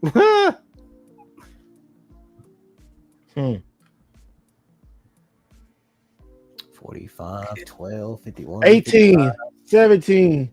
Oh, one's closer. 18, oh, yeah, 16, one is closer. 15, 20, 10, 9, somebody -40. Ooh. I think somebody actually got it. 3. Yeah, someone got it. I got it. Oh my god! Do you get multiple guesses though? Because there's a couple people that did guess multiple times. Yeah, but who got the number the first? Are we allowed to guess multiple times or just one time? No, you can guess multiple times, but somebody. Okay. Okay, one person got it exactly. Yeah, one person got it This exactly. this person has already won before. Really? You know what that is? Yeah, somebody got it. Somebody got it right. He already on the money. won. All right, he can't win again tonight though. He won. It was 39. It was one. All right, let's run this back again too. No, hey man, you know how to hit me up. You get this, I'm definitely get it. All right, so next week, this is for the chat. So next week we got a big prize. I got Atari. You saw that, right? Well, next week I want you, if you have Mario Kart World, if you got Mario Kart World, make sure you send me a picture. All you gotta do is go to Mario Kart World, drive around, take a really nice picture. Take a picture, like put stop, take a picture, and then download that picture and send it to me on Instagram or Twitter. And we're gonna vote who do the best picture. You got 1 week to do it. And if you win the best picture, you're gonna get a Switch game and you're gonna get a Life is Strange. Oh, that was a Switch steel case? Okay. That's a Switch steel case. Yeah, now Switch steel bookcases are definitely hard to come by. So pause. You're like, this is rigged. Like, bro, you getting free stuff. Stop it. Like, what? He said, how could you? No, you can. Hey, look, you can post multiple times. Yeah, you can. You can post multiple times. I mean, it's I demand a recount. It's free stuff, y'all. Come on. So next week, I want to have fun, and I want to do this with the community. So next week, you get to win 2 prizes, but you have to be playing Mario Kart World. So if you have a Switch. And what about the poor people who can't afford a Switch or don't have the ability to? There could be folks that don't have a Switch 2 or don't have Mario Kart yet. Okay. Well, we got to do. No, but that's wait. Maybe they can do it with Mario Kart 8 too. Then maybe Mario Kart 8 is allowed. You can do Mario Kart 8 too. Also, if you have maybe like that, right? If you do Mario Kart 8, so Mario Kart World or Mario Kart 8, it doesn't matter. Take a picture. You have to have a Nintendo system. And if you try to send us something that you downloaded off the internet, we are going to be looking at the meta tags and everything else. And if that's the case, you're barred from the channel. Can you stop? I was like, what? We got no, people put in, like, have you not seen that? They're like, hey, take a picture, and they just go do an image search and they just throw it on there. And they're like, look at what I did. I did this really cool picture thing. So they could just enter contests and stuff like that. Like the whole entire scamming industry on the contest side of things is insane. Like, people what does that noise? I mean, hold on. Hey, what does that noise? Yeah, I was. That's I was like, what is Alex? Alex, you gotta. You farting over there? What's going on? No. I got 2 cups and a string. That's my mic now. Like, what? Yeah. Yeah, it's like a, I won't say like a pop sound. It's like a boom sound. It almost sounds like a voice changer trying to kick in. I'm like, damn, yeah, I was like, is that me? I was like, no, my thing's muted, so I know that ain't me. So no, what about now? Yeah, what about now? Okay. No, you cannot win next week. You already won twice. You can't do it. Oh, look at my cousin. Look at this, my boy. Oh boy. Quincy, thank you. He said, good guy. He out here in Hot Springs. He said, next mission is all games on Switch 2. It's right, Stream Deck or Switch 2 panel. What? Let me say hello. Steam Deck or what? Oh. Load them up. Hold on, Pink Princess. Wait a minute, load it up. Hold on, Pink Princess did it too. Look. Came. Thank y'all so much. Thank you, my cousin. Like, y'all go follow him ever. He's a professor. He's a judge. He got a great channel. This dude, man, he making more money than me on his goddamn channel. He ain't got that subscribers. I'm like, what? But no, he picked a really good. His channel is like, talk about like law and all that kind of stuff. And people on YouTube, they make more money than gamers. So, but go check his out. Go help him out, man. That's why he's sending that big ass super chats. Go ahead, Mr. Ross. Thank you so much with that. And thank you for the money. And thank you for so much. But next week, if you have Mario Kart World or Mario Kart 8, all you gotta do is in the game menu, just take a nice picture. Be creative. If you want to win a Switch game for your Switch and a steel case, you'll do it, and then send it to your boy Instagram or X. Send it to anybody in the chat. They're gonna get it back to me, and we'll take a vote next week. Also, we gotta make it rain on them people real quick. Oh, hold on, you know, Professor Ross and Pink Princess, y'all some goes tonight. Appreciate y'all for all your hard work and support. That money going long, you feel me? Yeah.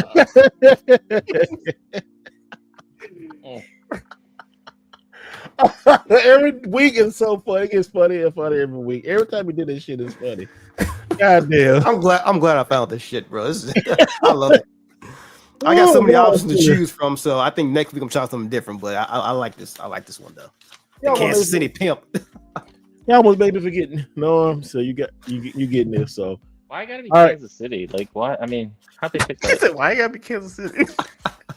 Yeah, why is the Kansas City? Why not? I don't even know. Like, I think Ness brought that up. He's like, "You sound like a Kansas City pimp." I was like, "I run with that."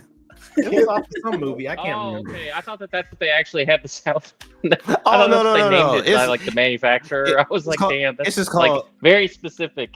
Oh no, it's called Narrator. It's called There's one next to it called Deep. I don't know what that one sounds like. Oh, Deep. So next person who donate, I'll choose that one. She was mid sip, her eyeball just popped out, bro. She's like, y'all weird boy. He's I want to hear Morgan. I want to hear Morgan Freeman tell me the rules. Andy Dufresne. He was my. Honestly, I think we need to come up with like some set rules. Something that we can like post up on the thing, and that way you can flash it up on the screen. That way, it's like hey, one rule: don't be disrespectful. Your ass is the fuck out of here. And I already. Yeah, that's fair. Yep. Did you already kick some people out? Don't come in here trying to advertise and you ain't want it or all that kind of stuff. Did you kick anybody out today before I got here? No, not yet. No, not yet. We were good. Okay. We chilling. Yeah. All right, so we even do one more. Saturday, put one more number in, and Norm, you can't do it, and we're gonna give this away. Mario and Luigi Brothership key rings. These are pretty freaking nice, right here. I got me one set, but I'm gonna get some more, and I probably have some more next week too, guys. Or something else different. But all right, that's a good one. We'll do 1 minute again. Okay, she got it. All right, whoever want to win this is free. So you got 1 minute. When I do this, here you go. 3. Give me 1 minute. Well, are they doing multiple times, or can they only do one time? Once? One time. One time. Okay. One time. All right, here we go. There you go. The first Y'all hear the rules, people. Just one time vote. Or pick just one time. Mm-hmm. No multiples. No multiples. No multiples. Oh, y'all want it? I'll keep it. Shit. Oh, you didn't say go. Oh, my bad. Give it to me. Nobody all right, everybody. 3, 2, 1, go.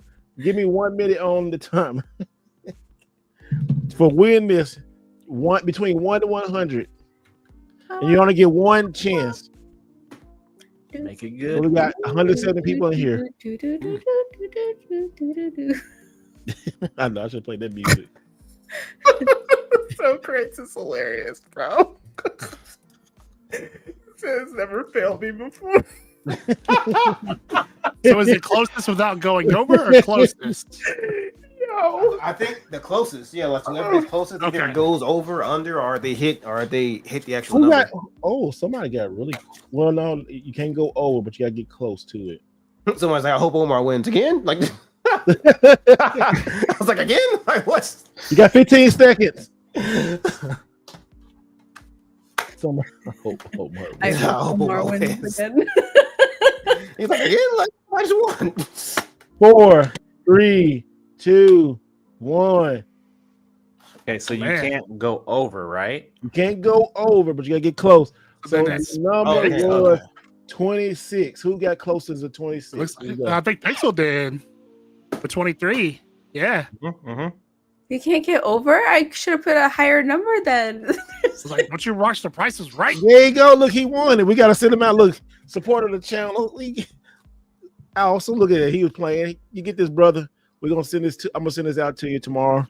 Y'all send me your address and everything. I'm sending stuff to you guys. You know how to hit your boy up. Next week we are giving away good stuff, and also too, I am going to give away another controller sponsored by Retro Fighters. So, but the big prize is this right here. Well, I think it's a big prize. Somebody might think the controller's a big prize. Can I get in on this giveaway? Oh, damn. You want to give away next week too? Yeah, what you want to give? John Smith came in hot with 100. I want to give something special out. Oh snap! What you want to give us? Show it. Kabow! Oh, you gonna get that away? I'm gonna give it away next week, y'all. Oh, you gonna give it away? Okay. Thanking with Ness, y'all. Y'all know I gotta do it right. Brand. Go ahead, then, man. Hey, I don't know if that's a giveaway or a Goodwill donation with that camera quality. Because my God, hey, I got mine right here though. But hey, Ness did buy that this week for me. I did buy it, and he wanted one, but he said he's gonna give it away. So we got 3 prizes next week, right here. So We're gonna advertise on the channels. So make sure y'all All follow I think us. is cool about that Yes, is sir. the Like, piranha this plant camera's whack. opens and Oh, I'm not closes. voting Like Yep, that's the only. That's the only like Yeah, Yeah. because like what you think about if it. they just put like a 1080p camera in there, that thing would be dope as hell. I Yep. bet you know what, somebody's gonna hack this thing and make it different though. But I like it to just, this is also, guys, this is a $60 camera.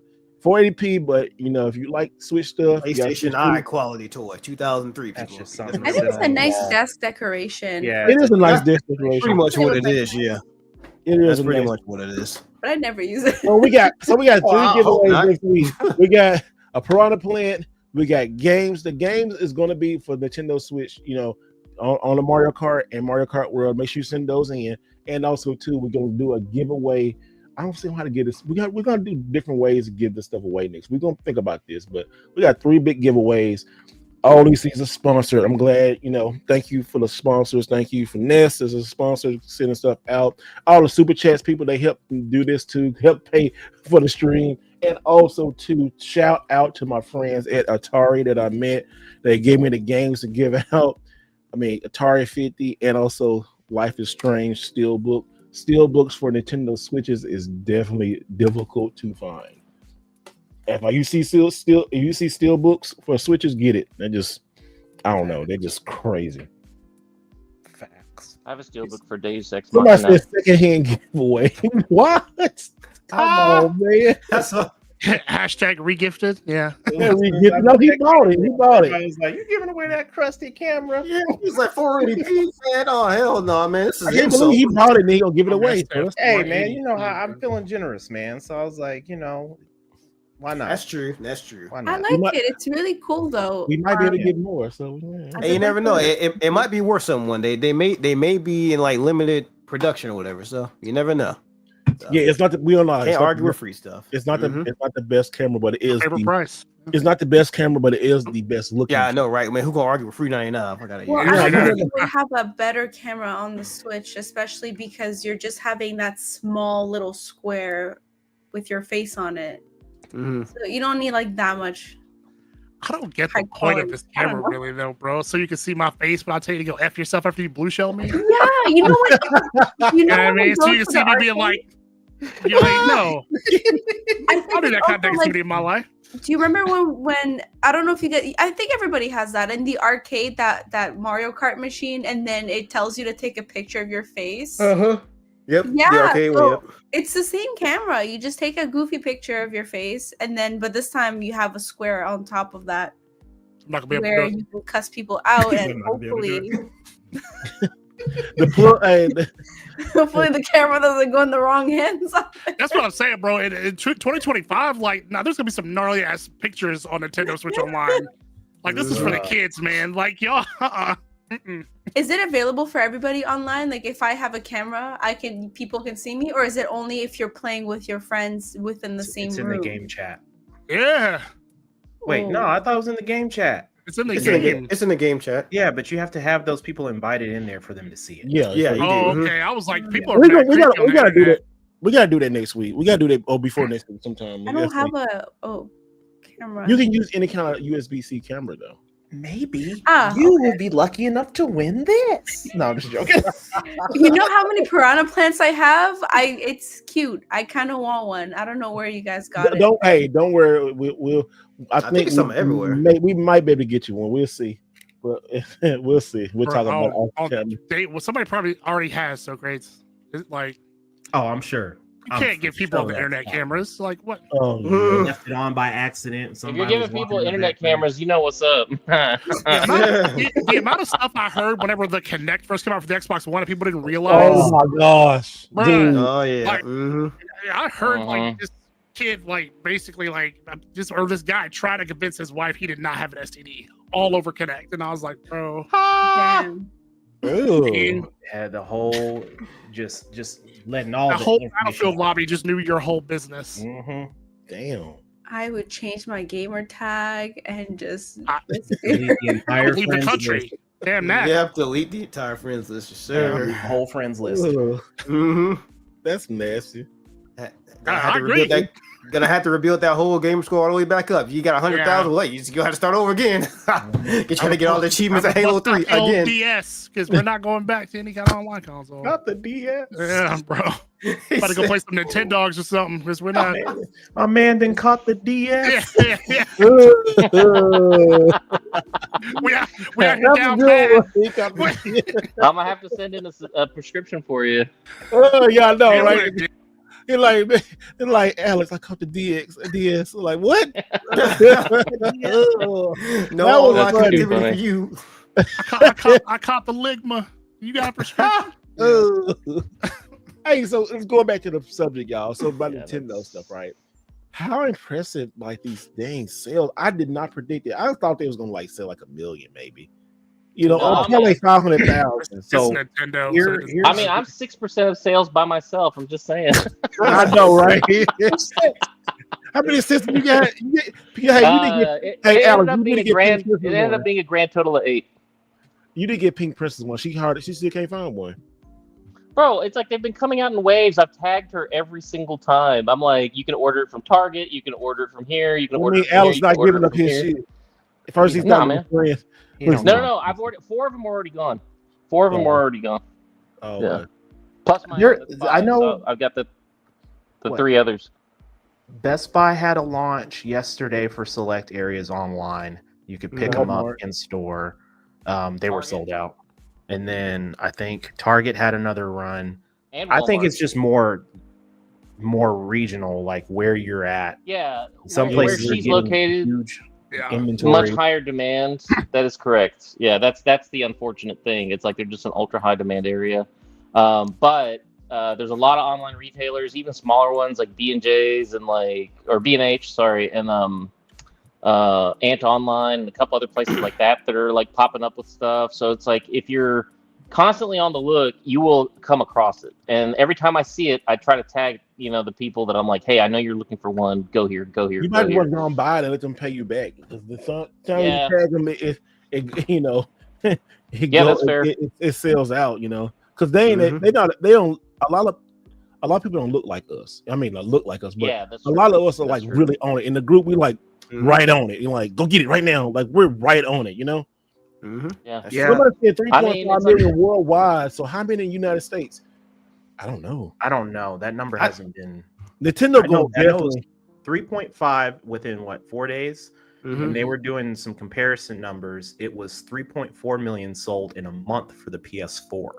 3.4 million units were sold for the PS4. Dude, there's some salty people on the PlayStation side because they're all sitting there and they're like, nah, man, it's like we had an entire pandemic. That's why those numbers are the way they are. I'm like, okay, well, when the PlayStation 6 drops, we're about to find out for real because it's like I don't think anything's going to touch the Switch 2 for a hot minute in terms of units sold. Because that PlayStation 6, I promise you, is not going to be coming in at $499 and it's not going to have a packing game. Promise you. That and Nintendo just has a wider audience, right? Like you have all these, parents want to buy for their kids, and even adults want it. Yeah, I mean, there's such a wide audience for it. So it's Nintendo.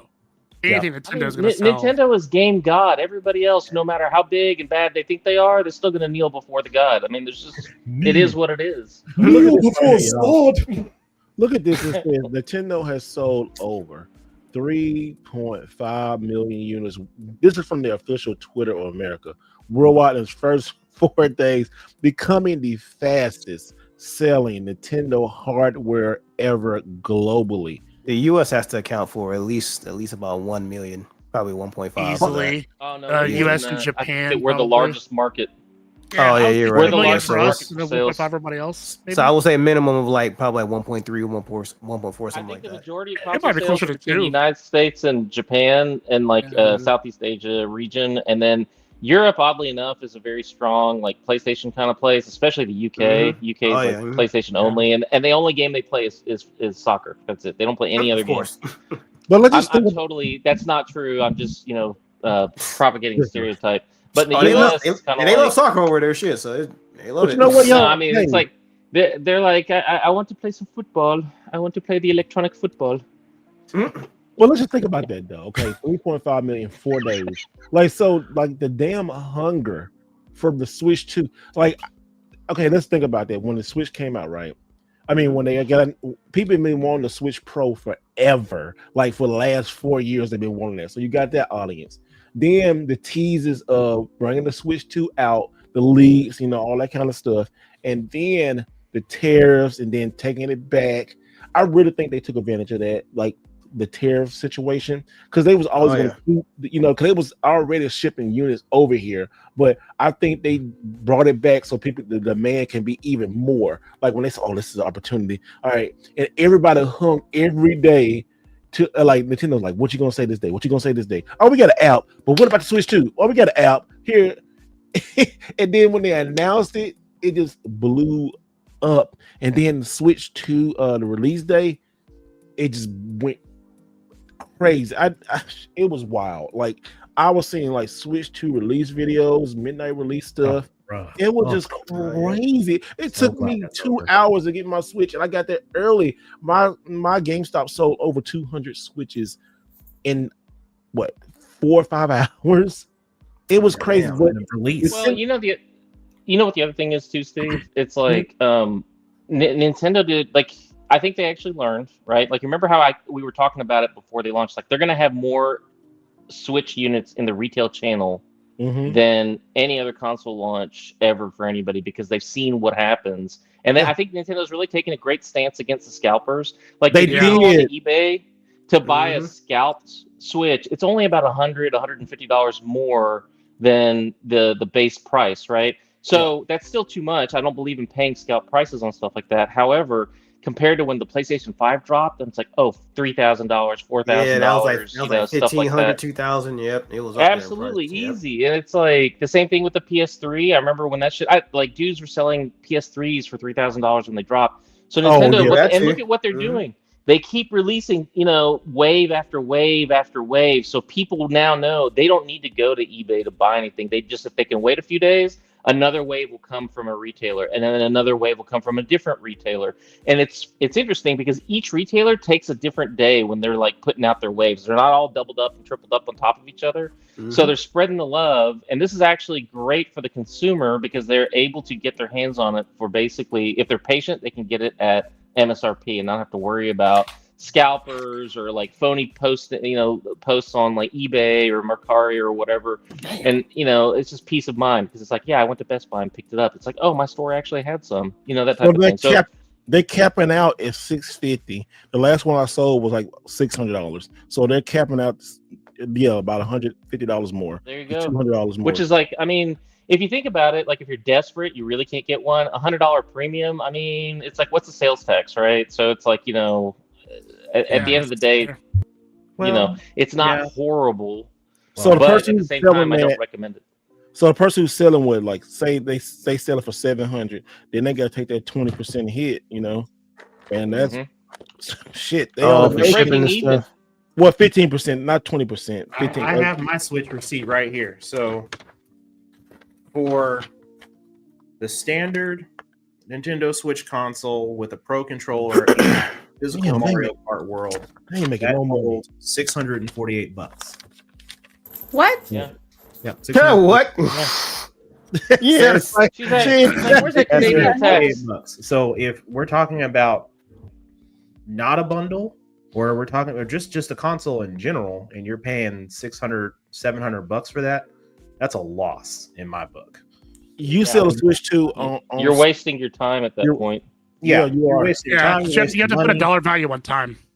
So I get that, but like you're in terms of like return of investment there, that's a loss. That's a loss. I would agree. Yeah. So the last Switch, Ness is good with numbers. So Ness, $675, and then take away the 15%. So say really 20% because it's gonna be shipping. So 20%, you lost already 20% at $675. How much are you gaining? And then also too, how much? And then look how much you gaining like on the bundle. Say just the regular bundle by itself. 20% is $134 of that. So yeah. See that one person sold it for $629.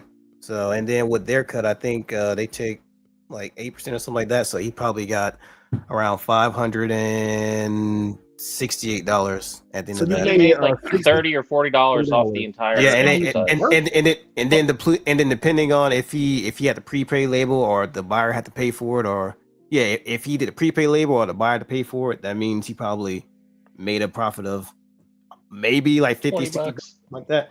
I think a lot of that, people just almost got 20. caught with their. I think a lot of people just got caught with their pants down. They bought a bunch of them, thinking there'd be a shortage, thinking it'd be like the PS5, Yeah. and now they're trying to offload them before they're stuck Mm-hmm. with a bunch of Switches that no one wants to buy because they're readily available in stores. I think that's Yep. a lot of what's I think- happening. I think the real deciding factor is going to be the holiday season. I think Oh, there- yeah. like Mhm. if it's like we have folks the November time frame, especially around Black Friday, we're not going to see any like drops in prices or anything like that. But Oh, hell no, yeah. the extra demand for folks to get Christmas presents for the kiddos or just significant others or friends or whatever, that's going to be the deciding factor of whether or not are we going to have enough consoles? Or are we going to see enough consoles in store, or does Nintendo? I think so. I think so. I want to say we're going to be fine and we'll have plenty. I mean, I think in some areas it's going to be a little difficult. I think Pink Princess is an example of that, where she's looked in all her local areas and there's none there. But I think in that particular flip side of that is what's probably going to happen is in those particular areas in the country that aren't getting devices right now, that's going to be flipped during the holiday season, where other areas got all that stuff now. Then they're going to be low on inventory, and it's kind of like they're playing that domino. Yeah, they'll balance it out. Mm-hmm. Yeah, balancing out Yeah, between location. And then also have to factor in because Nintendo already made an announcement that prices aren't really changing like that. Well, they raised the price of the accessories, but there's no telling if they might raise the price of the consoles too. So that's another thing you gotta for factor in what? as well. For the Switch too, because they already said the prices will stay the same for now, but there's no guarantee they'll stay that way like throughout the duration of the year, depending on how the tariff situation turns out. So, I think the tariff situation is going to go away sooner rather than later. It's not sustainable. It's exactly correct. It's not sustainable, and if they double down on it, it's going to crash the economy. So I mean, they've got to, get the deals they can get, and then just kind of calm it back down, because it's like, if you start having all these different countries like back away from the U.S. dollar, then all of a sudden that threatens our prominence in the world. So, I think that at some point people are going to be like, no. It's like, we really don't want to lose our position in terms of like being the fiat currency for the entire globe. So let's just cut this back. And I think that right now there's a new deal that's coming out from China. I mean, didn't they just sign it or something like that? Where it's like, we're going to make sure you get this, and then we're going to make sure we get such and such. So I have a feeling this shit's going to calm down pretty quickly. Oh, so yeah, because every week I'm always hearing about new deals this, new deals that. I'm like, man, bro, I'm tired of this shit. Yeah, I'm at the point now I don't even read it anymore. I know, right? Well, it's a that's game the of most back and recent forth now. one. Yeah, that's the most recent one. So I don't know. I'll have to double check and see, because it's like I try to avoid that stuff, but it just pops up into a lot of the financial feeds that I keep up with, and it's kind of like, is this one a real one or is this a fake one? I mean, I don't know. So that's the whole purpose why I'm not trading right now. Anyway, so as a Nintendo buyer, or a video game buyer, it's pretty cool to see that, kind of, they took my money, but just being a part of like history and the excitement. The excitement, the history. It was a really good week last week. Like that Switch, the Switch 2 launch release, that whole week, it was just, from my end, I saw even though I saw some negative stuff, but it was all positive. Everybody was happy. Like last week on the podcast, everybody was happy. I went to Summer Game Fest. People were talking about Switch 2. People were excited. Online, people was talking about Switch 2.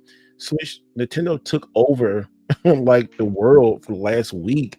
And this going into Summer Game Fest, and what we talked about earlier, that is crazy. That's the power of a brand. Nintendo knows their brand recognition, and PlayStation and Xbox, they need to get their shit together. Even though they're doing really good on their separate brands, but Nintendo, like, hey, bitch, we here. We ain't backing down. Nintendo, Look, I'm going to tell you. Go ahead. Go ahead. I was going to say that the article that came out that you shared with us, the news article where they were discussing like Nintendo being or looking to become the branch like Disney. Yeah, I think that's the biggest difference between what you would classify the big three: Nintendo, PlayStation, and Microsoft, or PlayStation and Xbox, is their IPs are a household brand. They've been so for multiple decades at this point. You've got memorabilia, you've got toys, you've got movies. Mhm. That's all in house, right? And then you've Yeah. got IPs that stay under the brand name, and they aren't, they don't become a third party. Mhm. So in that particular terms, Nintendo's in a very sweet spot. I'm like, I don't see Sony or Microsoft with a theme park, right? Yep. You never I will.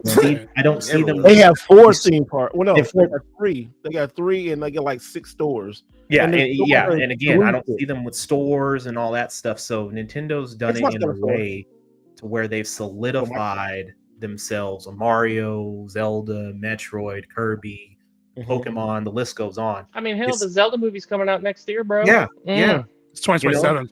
Yeah. Yeah. Oh, and is it 2027? My bad. yeah, my they bad. pushed it back a couple weeks. Okay. So Or you have those, but in that space, That's Sony and Microsoft are doing things differently from a business standpoint. Now, Sony,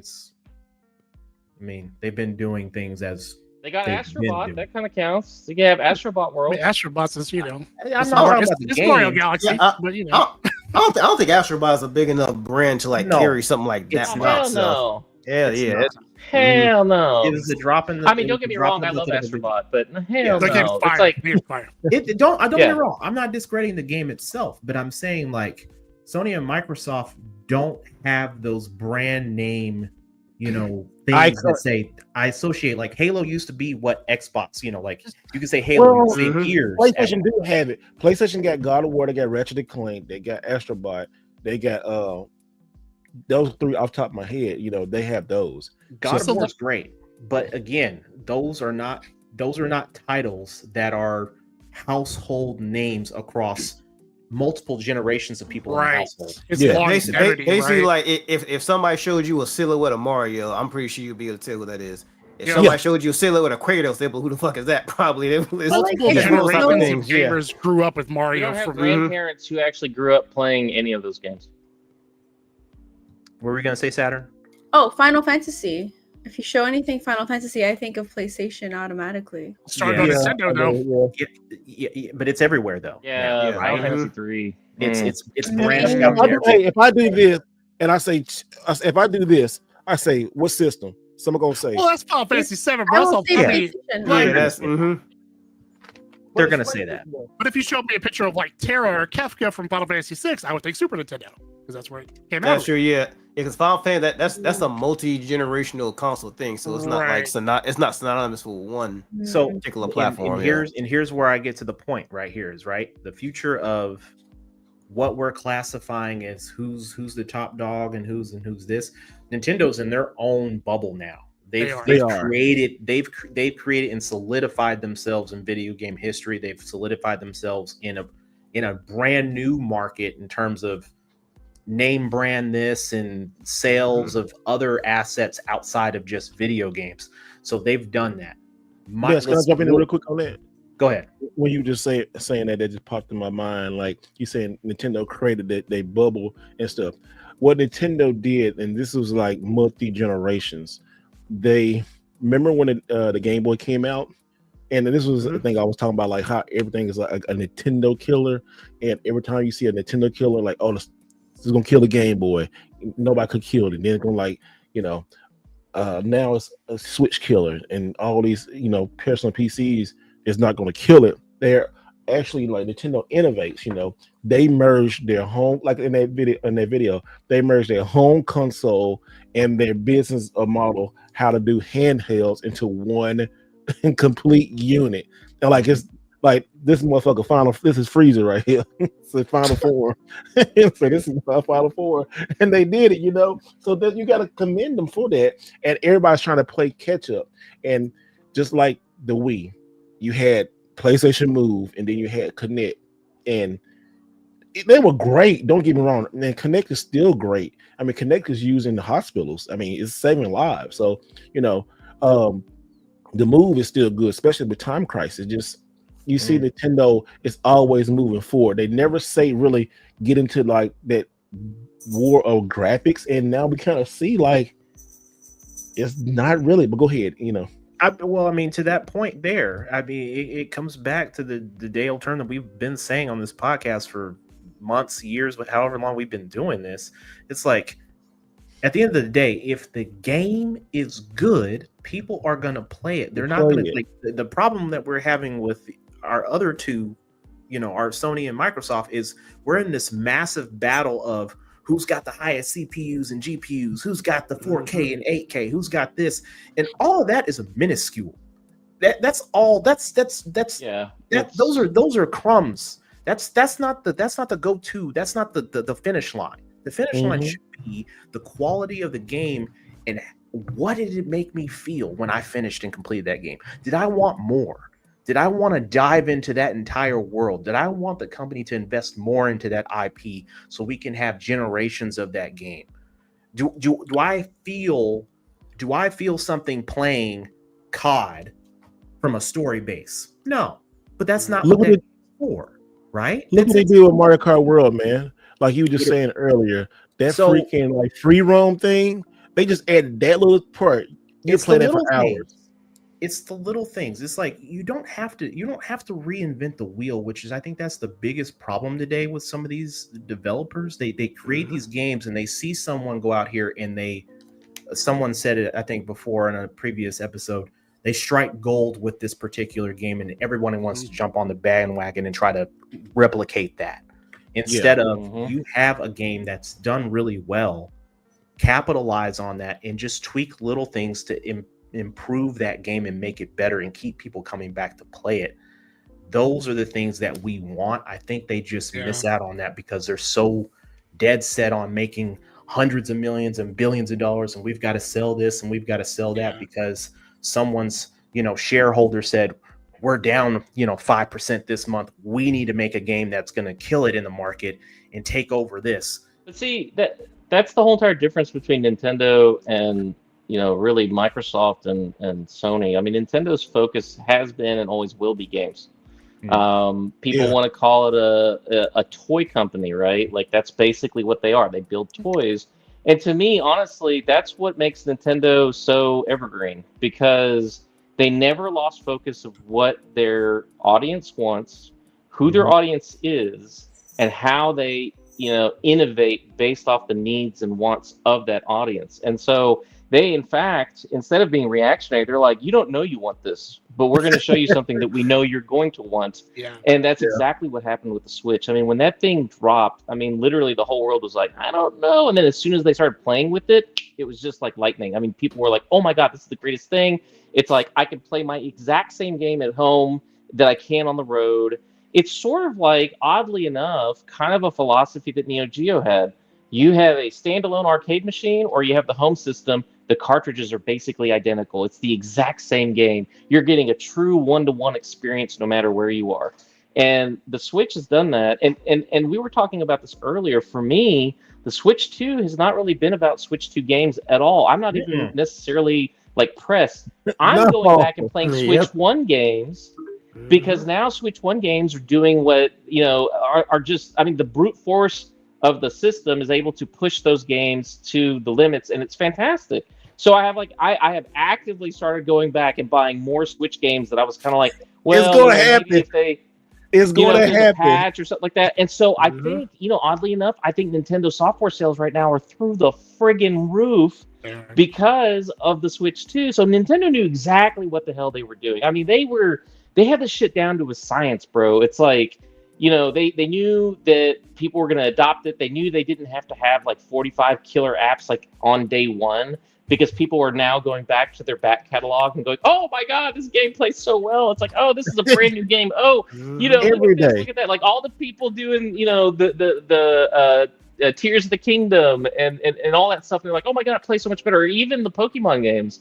So I'm just kind of like, this is fantastic. It's allowing people to kind of, you've got the expenditure of the system, but you don't have to like break the bank buying a whole bunch of new games because all your old games play so much better that it almost feels like you're playing new games. And then now you can pace yourself with releases as they come out. And so it's like, I mean, for me as a consumer, like to me, it's a very consumer friendly way of doing it.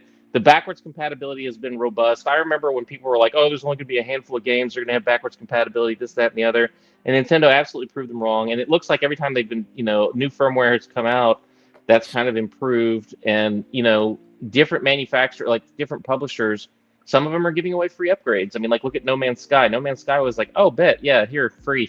Go ahead. If you have the game, here's the updated, files and stuff like that. And I'm like, that's brilliant. So they're allowing the publishers. And that's why. Go ahead. And you about to say just what I was talking about. The publishers.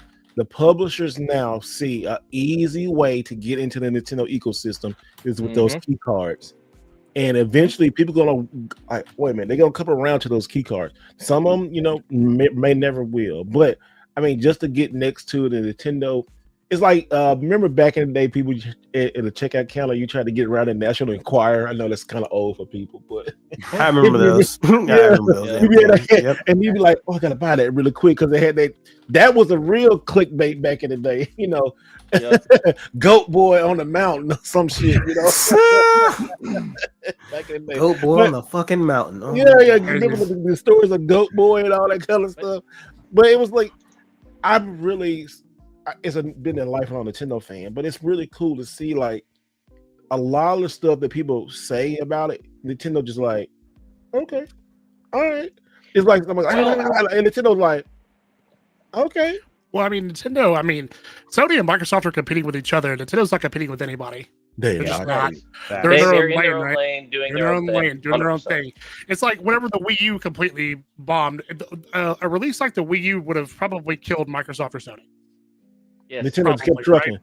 And I was like, fine, we took our shot. It failed. They weren't afraid to they could have played it safe and given us a basic GameCube 2 or something, but they decided to, we're going to keep trying to be innovative. They gave us the Switch. Like the other two big companies just wouldn't have done that. And I think that's why Nintendo has just stood the test of time. They've outlasted every other company that's trying to get into the gaming business, whether it be Sega, Philips, right? Panasonic took their shot, and none of them could just compete with the Nintendo. And I think when people stop trying to compete with Nintendo is why they're still around. Sony and Microsoft compete with each other. They don't even try to go at Nintendo. They try to coexist with Nintendo, or like you said, get some of their games onto Nintendo. Like Nintendo doesn't even have they're not internally distracted, right? And what I mean by that is Microsoft has to worry about their operating system division. They have to worry about their productivity software division. They have to worry about their cloud division. They have to worry about all that stuff, right? Sony has consumer electronics like toasters and radios and TVs and cars and all kinds of stupid shit. And the PlayStation, which, by the way, PlayStation floats the entire company. If you took PlayStation away from Sony wouldn't. They'd be a small rinky-dink player with nothing. So Nintendo doesn't have any of that. They're like, we have one company singularly focused on making games and entertainment, and that's it. We don't do anything else. 100%. And it's like that. Never mind the fact they are very cash flush. Nintendo has billions and billions of liquid cash, just sitting in the bank. So they're never overextended. Oh, yeah. They don't owe anybody money. It's like the tides can rise and fall, and Nintendo's the monolith that doesn't move. And it's like, I bought stock in Nintendo when I was like 15 years old. I still own that. I've never sold it. I just collect dividends. I'm like, we are never getting rid of this motherfucker. It's going into my retirement portfolio, which is in my trust, which then goes on to my, heirs and everybody afterwards. And I'm like, I am not giving that shit up. And why? Because it's like they are probably the most stable, safe company to invest in ever. I mean, nobody, and never mind the fact that when you look at certain companies, like, so in Japan, they have what are called keiretsus, which are like not only business partnerships between other businesses, where it's like, hey, I give you X% of my company for X% of your company. We, complement each other's products. We don't, compete on certain things, this, that, and the other, and they kind of prop each other up. But the Japanese government is also directly involved with a lot of these companies as well. And so, like, Nintendo is untouchable. That thing is it will outlive all of us. I promise you. Oh, 100%. Like, I would say the console wars ended 20 years ago. People just don't know it. The console wars have been over. Nintendo won 20 years ago. The real war right now, if anyone wants to say it's a console or whatever, is the handheld. That is what it is. That's the next war. Handhelds is going on right now. But we're gonna talk about that too. That's the next one. Well, I was gonna say about the handhelds too. So again, hold on, we'll get into that. Don't get too far into it, Alex. We'll get into that in just a minute. because I know as soon as you start, Alex gonna get deep into it. So let's Yeah, say y'all we're gonna gonna get deep into it. Yep, What are you talking about? that last hour is gonna be saved for us. So you're right. we get into it. So everybody, Yeah, thanks so it's a much. natural progression of the why I got this conversation, bro. Come on. I know. Hey, everybody on X, we got like 112 people on X. Thank y'all. We got 63 on YouTube. Y'all come over to YouTube too, and make sure y'all hit the like and subscribe button. We're talking about the Nintendo Switch, how it's been dominating the last week. It's really crazy because when you ask Switch 2 owners, how do you feel about the Nintendo Switch? You just see it's everything I wanted in a Switch. You're like, when you see the Switch 1, you can really go back to the Switch 1 after you hold a Switch 2. After you've been playing a Switch 2, you can't. It's not even holding. The only reason I go back is because I have nice grips on my Switch 1. I don't have my new grips for the Switch 2 yet. I got the good grips. Get the grip. I even the only like thing I want to pick my old Switch Switch 2 is up. I mean, picking my Switch 1 up and just like, I don't want to sell it because of the Pokemon one, but I'm like, I don't need to play this no more. Like your video, Mega. You know, I don't want to play with you no more. I don't want to play with you no more, bro. The only thing I be looking at, I'm like, man, that's a nice screen, but damn, I just think about how them games ran. I said, I can't do that shit anymore. I can't go back, sir. I can't go back. They undersold it, bro. Nintendo really. I think that was on purpose. Honestly, guys, also too. Hey, go and check out Zelda Hat Guy. He got a brand new video right here. So he's talking about classic remakes will be great for the Switch 2. Make sure you go and check this out. The video out. Appreciate it. Thank you. Will be in the chat, and I'm gonna put it in there real quick. But y'all go make sure you check your boy out. He got a brand new video just out today, so y'all go check him out. And make sure you go subscribe to the channel. We're trying to get him to 100 subscribers. He just restarted taking his YouTube seriously. So let's get into his first 100. Go subscribe right now, and let's get in there before August. Let's see how we get Nintendo guru, man. Man's been Nintendo since as long as I've known him, man. Yes, let's get him there, y'all. We got like 60. He didn't grow. He got 67. So let's refresh. Anybody? Let's see. Anybody? 70. There we go. There we go. Let's see. Can we get like to 100 to the end of the show? Let's see how long. Let's do it again. We got 70. We gonna check back in. Keep checking in. Let me see how long. We got 70. So we 20. We what? 70, yeah, 30 away. I can't think.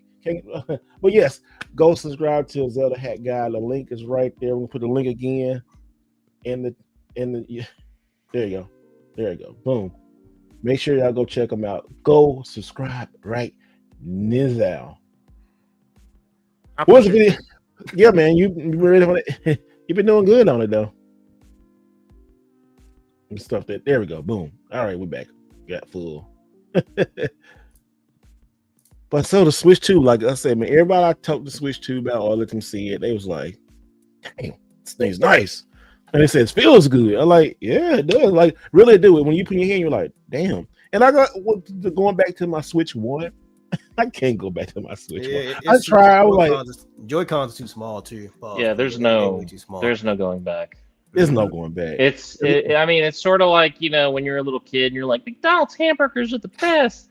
Then all of a sudden you go to a place where they actually use real beef and it's grilled, and you're like, God damn, this burger's awesome. Then you try to go back and eat a hamburger Happy Meal, and you're like, man, F this. There goes that McDonald's sponsorship. No, it's okay. We BK all the way, baby. Come on now. Happy Meal. Come on, Taco Bell. We need Taco Bell. That's who we need. That needs to be our sponsor. No. Have you shit your pants today? No, that's a Steve favorite right there, Taco Bell. Shut up, it is. You're right. I do love this Taco Bell. I just don't go no more because hey, when I get out this podcast, I got me a ribeye and some fries and an egg to eat. So I'm gonna do that. Oh, that sounds amazing. Yeah, and your cardiologist is gonna love you. I don't know why I like to get like a what'd you say?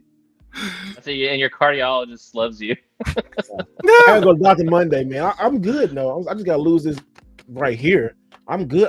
I'm really good. My vitals, everything is really good. I'll go back and get a checkup. No, bro, I'm just messing with you, like totally. All right, no, I'm not saying, but no, yeah. I gotta go Monday to the VA and go get a checkup. But last time I went, like 4 months ago, I was really good. So I just gotta, I did all my checkup and stuff today, actually. So we're on the same We're on the same I page. hope It's like, I had the same doctor because she called me fat last time. So you fat? I'm like, yeah. Oh no! She being Yeah, brutally she honest. was Damn, this is. she was I a have little my old, she was a follow-up little on Indian Monday. lady. She was an old Indian lady. She didn't give a fuck. She talking about she came and Those put are my the best stomach. kind of doctors, though. Like my Yeah. doctor would close her clinic, but she always just kept it straight with me. She'd be like, "Look, you do this, stop doing this." I'm like, "All right, bet." I like doctors to give it to me straight. Don't sugarcoat it. Yeah, It's I my do health too. we're talking about here. My Right. doctor, Yep. my doctor 10 months ago was like, "Bro, what did you do?" I'm like, "What are you talking about?" He's Bro, like, what did you do? "You're 15 pounds heavier than when you last saw me, and that was only like 6 months ago." And he's like, Putting on all that brisket. "Yeah, I don't know what it was, but I Yeah, that brisket, yeah. But like literally, this verbatim. He's like, "Look, we need to make some life changes now, because the way your family history is for heart disease, diabetes, high cholesterol, high blood pressure is going to be extremely hard for you in the next 5 to 10 years." And I was like, "What?" He's like, "Yes." He's like, I'm just going to tell you how it is." So I was like, "Okay." I was like, "What do I need to do?" He's like, "You need to lose weight, a lot of it." And I was like, "Dang." So I'm down 46 pounds. Damn. Nice. That's really And good. I still have more to go. But like, if you go back and look at when I first moved into this house, my game room tour video, I went back and saw that video. I was like, "Oh, God, that was big." About to put on that big back song. Oh shit! Yes. Oh, That song was damn. about to say, there was gonna be some theme music going on. Big back, big back. I want my baby back, baby back, baby back. I want my baby back, baby back, baby back, baby back ribs. I know I'm gonna hear. I know Monday they're gonna hear. I'm gonna hear. But I already know I gotta lose some weight. Cause I'm like, I was walking up the stairs and I'm like, oh shit. I was like, hold on. Yeah, I gotta change some stuff. Food be so goddamn delicious these days, though. I'm like, Man, that's a fact. Well, you know what it is, though, right? The metabolism just is not the same as when we were like 18 years old. You know what I'm saying? Bro. So there's definitely a part of Oh that. my God. When I turned 30 or like 31 or 32, like it was wild. You know, them little like foam things you could put into like water and they'll go. Pff. That's what happened to my ass when I turned like 30. It was wild. The little and it's blue- also, I don't know. we weren't on the floor anymore either. We weren't That's mobile. true, though. Like, Like, I was so in pretty we good went shape from at the store on our days. feet all day working to like desk jobs. So that was like, Yeah, that was. and they had that free was snacks. Yeah, like my work from home job, because I work like 9 to 10 hours depending on the day and stuff like that. So I have to I have to force myself to go out to walk at least a mile and a half every day. I do that on my lunch break and stuff like that because I'm always staring at monitors for like 9 to 10 hours fucking day.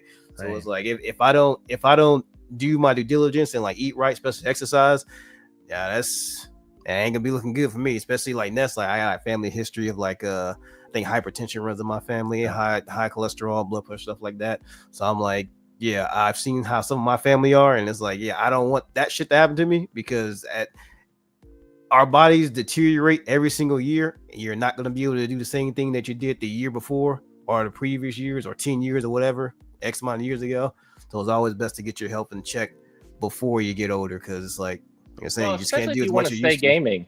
You know, gaming, Yeah. unfortunately, you know, it's pretty sedentary. So you have to make a concerted effort that your diet and your physical activity.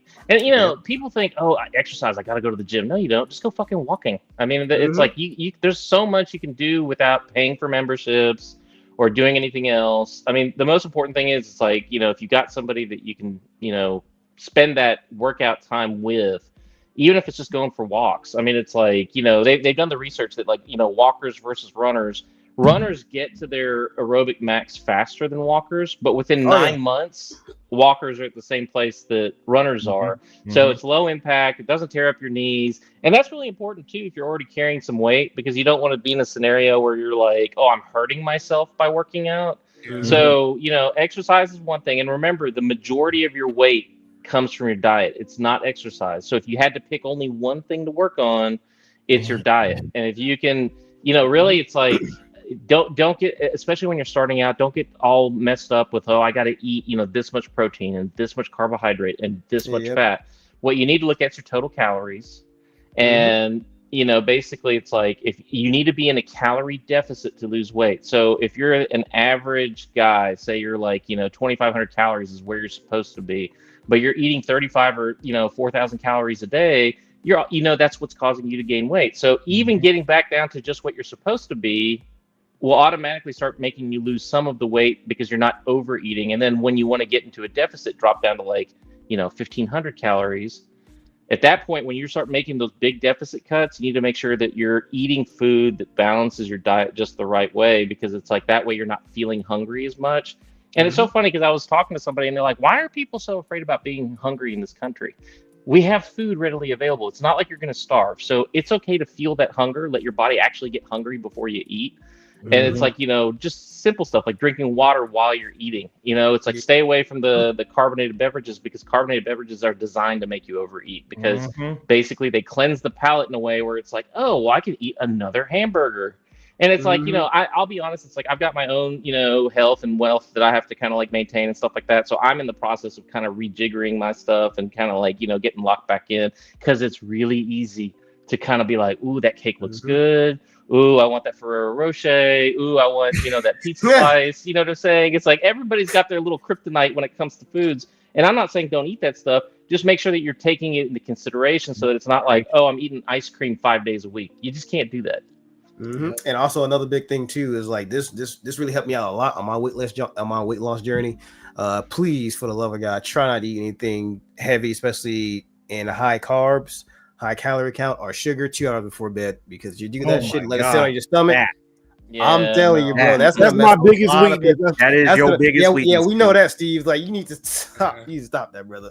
Like, you know what though, and I gotta stop using it as an excuse. But seriously, like a couple years ago, what happened and stuff, and went to Japan. My whole like appetite just changed. I haven't bounced back since then. I have not bounced back since then, and I tried. I don't know if it's a mental thing or like I only eat like once or twice a day now. I gotta start eating like smaller meals. Ever since then, seriously, I'm really going. You know what it is? It's like your metabolism's shot because you've been in this cycle of what you're doing with your eating, and you're mobile. You're a mobile person. You be on your feet. Yeah. But like it's just you're in the car, then you get out and you move, then you're back in the car. So you're not getting that constant rotation. I gotta get. I'm gonna make some. I'm definitely making changes, like working out and going back and stuff. It just I gotta, because I know if I put my mind to it, I can do it. I put my mind toward getting video games, definitely can do it. So Yeah, I can do it. I just gotta take that mentality when going hunting video games or getting deals and put that towards working out, and boom. It's just take 30 minutes out of the day. It don't even have to be an hour or 2 hours. Like no, I'm majority of my workout, gym rat friends, there was like he's so right. Look, he love my cakes. But like, he's talking about that nothing but. I remember that shit. Man, no, they bought these. What was that, Como? Oh my God, this man. They bought me a whole pack of knowing that shit was so good. You didn't have, because I think in a podcast, didn't you eat like 2 of those things? I lost like 3 of them joints. You eat like 3. Oh yeah, that was what you fucked up at. Like that's the only time I like chocolate like that. But they are so damn. I blame Ness and his wife for that, because when I go to their party, you don't be blaming me for that. No. I do. I like one thing. I like, damn, these some chocolate cake. I said, okay, I ate that shit. I feel like, ooh, I floated like, oh, I started to like one of those cartoon characters who get high and they start lifting up. We were giving them out for everyone because it was a birthday, all that stuff. And he had one. He's like, "What is this?" I was like, I floated. I fucking floated. When I ate that shit, my jaw another one. I was like, I thought you didn't like sweets. It's like, I don't, but I love this. I'm like, oh, it's like a crack fiend over there. Dude, I was like, cakes, man. I need my cakes. Oh my God, that thing was so good. Oh, it's so good. I mean, like, yeah, they're designed to be. There's something about that. I don't know what they put in, what kind of crack they put in that shit. Sugar. Yeah. So sugar and fat. Yeah, that's what it is. That's the crack right there.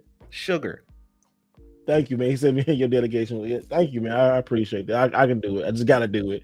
I'm gonna bring Saturday to this because I'm gonna bring Saturn into it because like when she's talking about she like her Oreo cookies and stuff, like I'm like this. I don't understand. I feel it. But I'll tell you what, though, weight training is probably the absolute best because it gives you the best long-term like metabolic profile. Because once you gain muscle mass, your muscles are constantly working, so you have a little bit more buffer when it comes to being able to resist.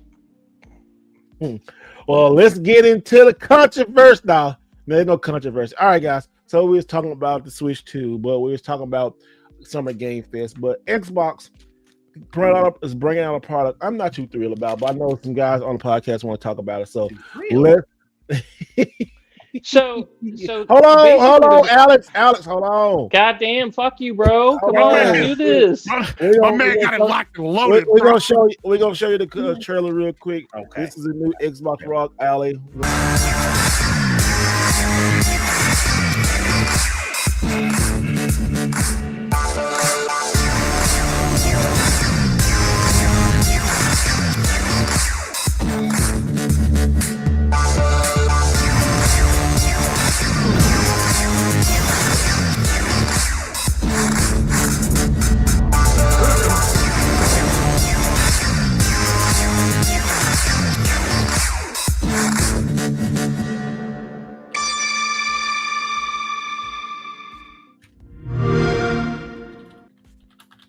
That was my jam right there. I thought that was a Godzilla theme song for a minute. All right. Okay, so Xbox is coming out. We don't know. This is going to be a pretty pricey PC that's coming out.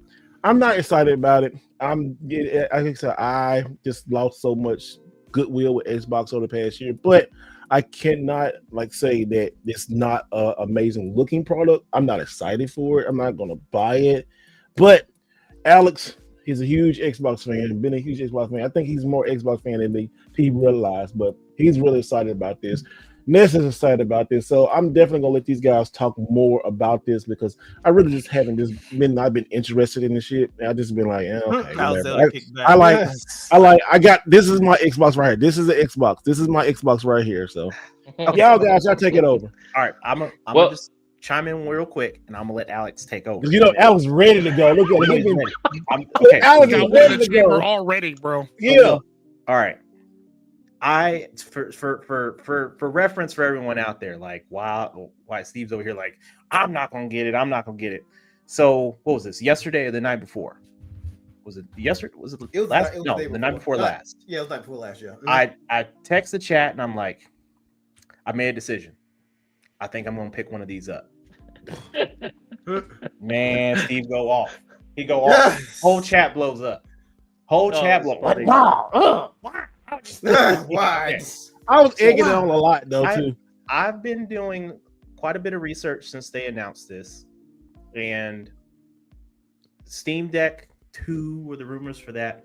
I was like, Steam Deck looks like a good device. Eventually, whenever we see specs on that, I have a Steam Deck already that's been very well done, very good. I love it, but I am also a huge Xbox player, right? Majority of the time my Xbox is always on. Outside of the last couple of days I've been playing a lot of Switch and then the occasional game on PS5, but Xbox for 85% of my gameplay, that's the console that I'm playing. So for me, I started looking at the Xbox ROG Ally and then of course the Ally X. So there's two different versions. The thing for me is if I have something on the go that provides not only the operating system for Xbox with Game Pass, but also provides Steam, Discord, Windows is getting chopped and trimmed all the way down, stripped bare bones, but it's going to have that operating system behind the scenes.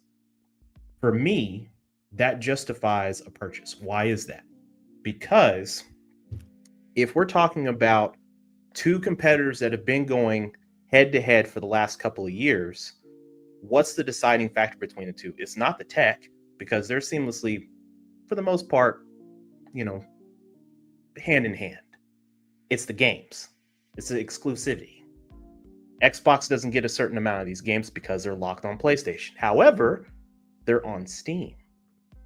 So now that opens up the window for me to say, I have all the games on Game Pass.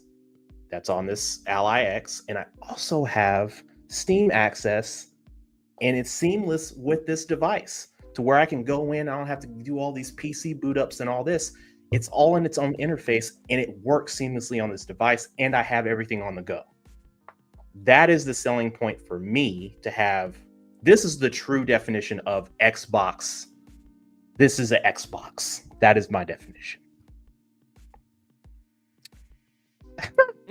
This guy.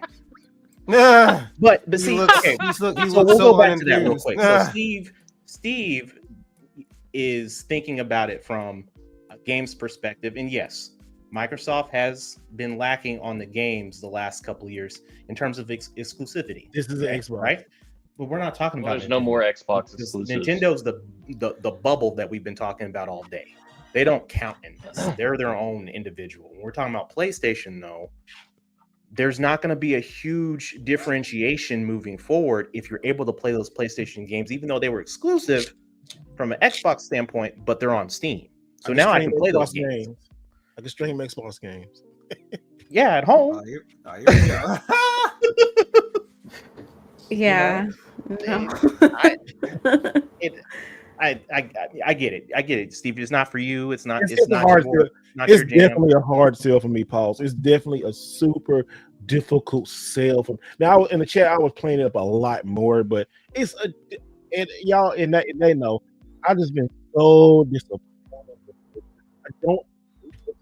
I love it. I love 360 is my favorite generation. No, I don't hate it. I don't hate Xbox. I hate the company right now. Well, it's so disappointing. I want to be excited for Xbox. This is not getting me there. I don't like Windows. I'm an Apple guy, so this does not. It is not appealing. I have to see some. Talking about exclusives, a lot of the games are going over to the PlayStation. I can play those there. Oh wait, like Indiana Jones. I'm not talking about our exclusives. I'm talking about PlayStation exclusives, right? So the games that wouldn't be going to Xbox right away, or they're going there anyway, though. They're eventually going to make it. After a year. I think his point is that they hit Steam first, and he'll be able to play them on Steam. Exactly. Yeah, and I think I might get it actually.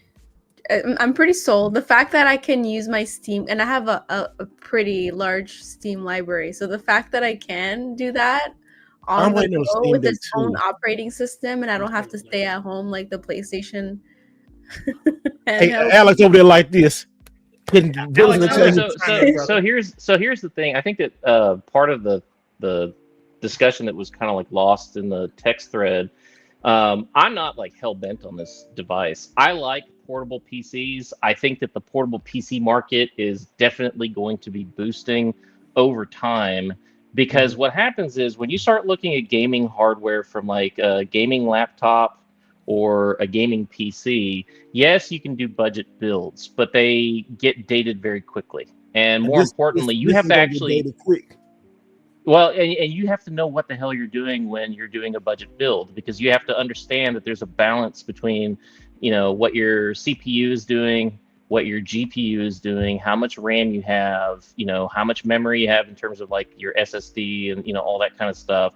And then, people want to be like, oh, I'm overclocking this, or I'm using beta drivers or whatever. And all of a sudden you go from being like a regular gamer to like, you actually have to know what the hell's going on under the hood. And it's the same thing with cars. Like, I'm a car guy. I like getting my hands dirty. I, basically will like pop the hood. Let's go ahead and let's change the pulley out on the supercharger. Let's go ahead and, get the computer remapped and like, have different fuel, air ratios, and like how the like just getting into the nitty gritty of what's under the hood to be able to make your vehicle perform the way that you want it to perform. Mm-hmm. The same thing is true of PCs. Now, I think, and this is what this device is showing, I think that Microsoft is starting to signal that we are going to simplify that process for you, the end consumer, so that you can have a PC experience without having to be, a technical guru and know how to work everything and, having to disassemble and reassemble stuff. So to me, this is their first volley. I think that the reason why they kind of put their own device over to the side and decided to partner with Asus is because Asus already has a product that does a lot of the things that they need to do. Now, What is Microsoft first and foremost? They're a software company. They've never truly been a hardware company. They have hardware like the Surface and Surface Pro and like all this other stuff. They have Xboxes, whatever. That is not their forte. Their forte has always been cloud, software and cloud. Like that's their natural habitat. So the smart thing to do is to find somebody they can offload the cost of hardware development to. And if they can partner with somebody like Asus and say, look, these are the things that we need the software to be able to do, and they come up with a response in terms of the hardware, which, by the way, this is an AMD Z2 processor. So AMD, which is one of their partners and has been for a really long time, is like, hey, we make, off the shelf, ready to, use devices in this, market. These are more energy efficient than like a desktop equivalent.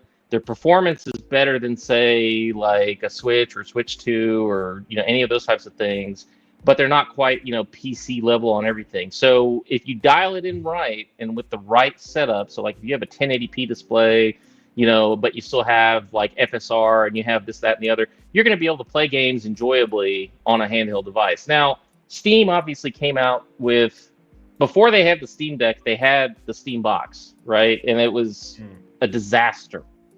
But they learned a lot from those mistakes and they came out with the Steam Deck. And all of us are anxiously waiting the Steam Deck 2. Steam came out and said, look, it's like we are not going to go and do incremental upgrades because we don't want to fractionate the market and we want people to feel like they've got value for their dollar. And then that way it's like we can have like a 4 or 5 year release. And that makes sense to me. I think that's the correct way to do it. The problem with the handheld PC market is it's very similar to the cell phone market. Every year you've got a new one. Every year they've got a new one. And it's like, it may be a little stretched out. So instead of 12 months, it's like 18 months. But it's like, I have a Legion Go. I have a Steam Deck. I have a ROG Ally. Okay, Alex, before you say that, okay. So you have all those PC machines, right? Mm-hmm. Like, what was the release window for each of those machines? And that's what I'm trying to say. Like, this is going to be the same thing. It's like, correct. I don't okay, look, Xbox has kind of broken my trust. That's kind of, look, I don't trust Xbox to handle this right. Even though they offload it, I don't trust Xbox. I don't trust Windows.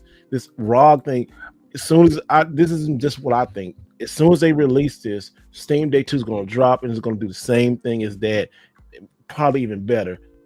I hope this machine does good for people who want it, but I don't see the point. And I even say, I take my own advice. Like, if I'm not going to buy it, somebody will, but it's like you're wasting $1,000 on a machine that's going to be upgradable in like 6 months. The Switch 2, from the Switch 1 to Switch 2, I mean, that's what they're all chasing after. Everybody's chasing after this right here. Everybody's chasing after this. And that's what I go back talking about the Nintendo killer. You can't kill this, and everybody's trying to get their own spin on it. Killer, I disagree 100%. Yeah. I don't think that they're going after the Switch at all. I think that the Switch is its own thing. I think the handheld PC market is its own thing, and there's the only place that you're getting overlap is emulators. And not so much that the Switch y'all explain to me how this is the only thing, because I'm definitely not a because PC they're not going after Switch. Yeah. Because if they were going after Switch, that means that they would have to have a closed ecosystem with a whole bunch of first party exclusives. That's how they're not going after Switch, but it's still a handheld device. Because a lot of it is revolves around Steam. Like, not so much revolves around Steam, but like you're talking about being able to play your PC games on the go, which the majority of your PC games is going to be from Steam, right? They're the number one platform for PC games right now, right? Okay, so I ain't gonna say not trying to kill the Switch then, okay, but inspiration of the Switch. The Switch inspired all of these handheld PCs. Think about it this way, right? Like, you look at wings on bats versus wings on birds versus wings on insects. Wow. They all have a similar function, but they evolved in completely different ways. And that's what we're seeing.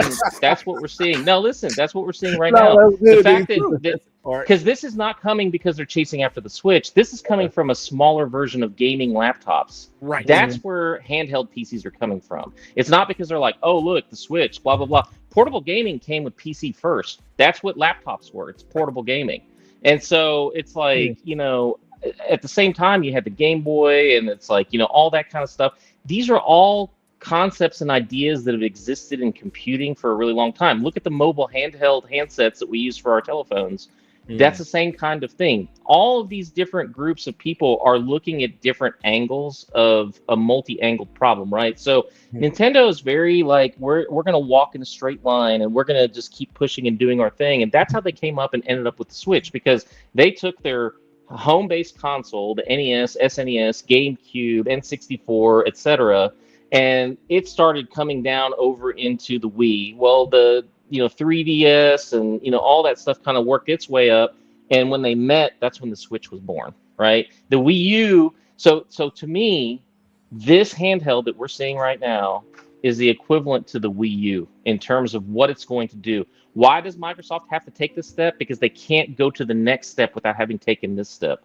And they have to be able, because the biggest thing is they have to figure out, because this system, the ROG Ally X, the Xbox ROG Ally X, is going to have a front end that is more console-like. Back end is still running Windows, OS, Windows 11. So it's software based, basically. So you're saying the front end is but they have to do the front end. They have to figure out the back end, because once you can take your entire Xbox library and play it natively on a handheld, now we're cooking. Now we're at a point, and they have to take the step before they can get to that point. That's what their end point is. I promise you, that's what Microsoft wants to do. They want to get to a point where you can take all of your Xbox games and your PC games, play them natively on one device. And when that hits, that's going to be a game changer. But this is everywhere. Hold on, let me add something to that too. So let me add something to that. I just kind of halfway forgot about it. But so if they evolve this really quick, and I know from tech, this stuff evolves just like this. They figured this out, this ROG Ally. Then in 6 months, you got something that and can't complain about price, but it is. It's gonna be about what, between $500 and $1,000, probably $1,000 top one. Maybe what we looking at. But if they evolve this super fast, and this is what Xbox is going, then why buy this first generation of something that's don't have to. And like I said, I don't think I'm not like I said, I'm not hell bent on this, because this is a Z2 processor versus the Z1, Z2 Extreme versus the Z1 Extreme that I currently have, right? So is there a performance gain? Yes. Is there better battery efficiency? Yes.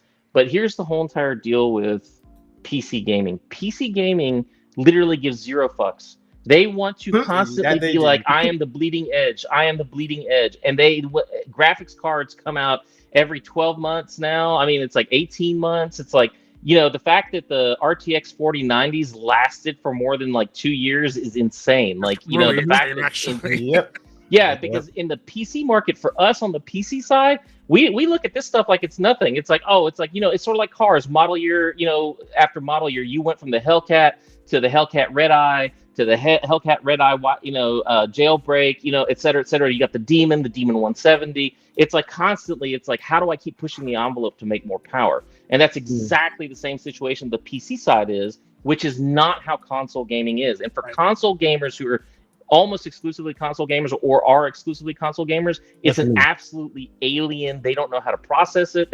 Because they don't like it. They want to be able to buy a box and have it last for at least 5 years, if not 8. So all they have to worry about is buying games. So, but the point is that you're going to have that option. This is for people who want to be like, money ain't a thing, and I just want to be, at the cutting edge of it all the time. And what they do is, as soon as this new thing drops, they will sell their old one, put it on eBay, take $100, $200 off the price.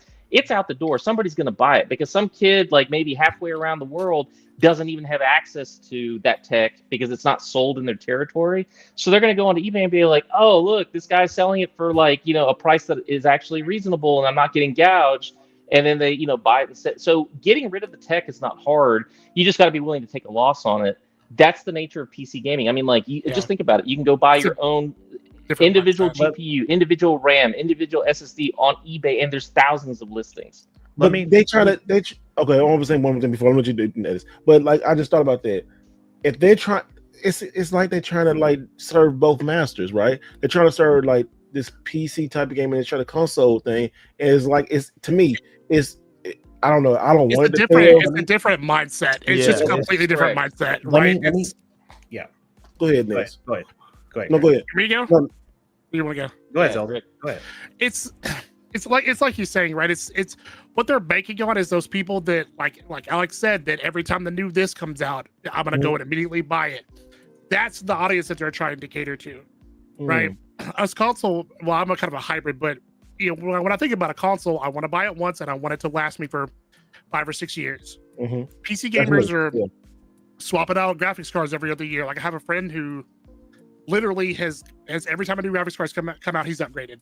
And that's, you know, $1,200 a pop, right? Okay, he just wants to be on the bleeding edge of this thing. Whereas console gamers, you know, I don't have to have the newest new thing that comes out. Like my old thing is still working. It still plays the games I want to play just fine. It's all about mindset, and that's who they're catering towards. So let me chime in here also, right? So the thing that we've kind of been tiptoeing around here is the fact that they're trying to bridge the two worlds here, right? So you've got PC and you've got console. I'll use me for an example. When I got my Steam Deck and I was trying to upload emulators, I didn't know what the hell I was doing at all. Zelda was on FaceTime with me for 3 days straight. Literally, I'm like, hey, bro, you got time? He's like, yeah, let's hop on a call. He's over here teaching me how to code and add these games and program this and backwards this and Linux that. I didn't know how to do any of that. He was showing me that. I learned after the fact, and I was able to do it on my own after a couple of days. But for the average Joe that has come from the console side, that isn't a tech guru and doesn't know these things, that would have bought and said, hey, how do I add these games? I have no idea. I mean, those videos aren't readily available on YouTube for a reason, right? Because we're emulating games and we're taking them off of a website or whatever. Essentially, you're cracking your Steam Deck. You're cracking the Steam Deck. You're doing stuff that you're not technically by terms of service allowed to do. With Steam Deck, you get root level access from jump, so it's not like they don't care. They don't care. It's you get root from jump. But again, to get to that point, you have to have some kind of form of savvy to be able to do that. So what Xbox is doing is say, hey, we understand there's the PC master race folks that are going to go, like what Zelda said, swap out graphics cards every 12 months or whatever. But there's also a subset of folks that have been console bound for the longest time.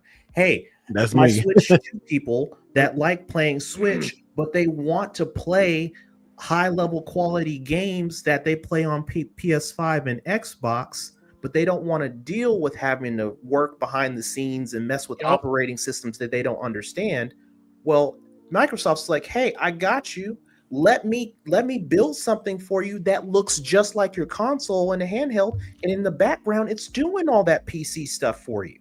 And all you have to do is manage it just like you do on your Xbox. How does that sound? It's just I guess I kind of see it. I mean, because I had a chance. I don't think I had a chance, but it's Summer Game Fest. I didn't get invited to that part. I didn't know how to, but it is foreign to me. It's very foreign to me because I dipped my toe into PC gaming with the Steam Deck, and I like that experience.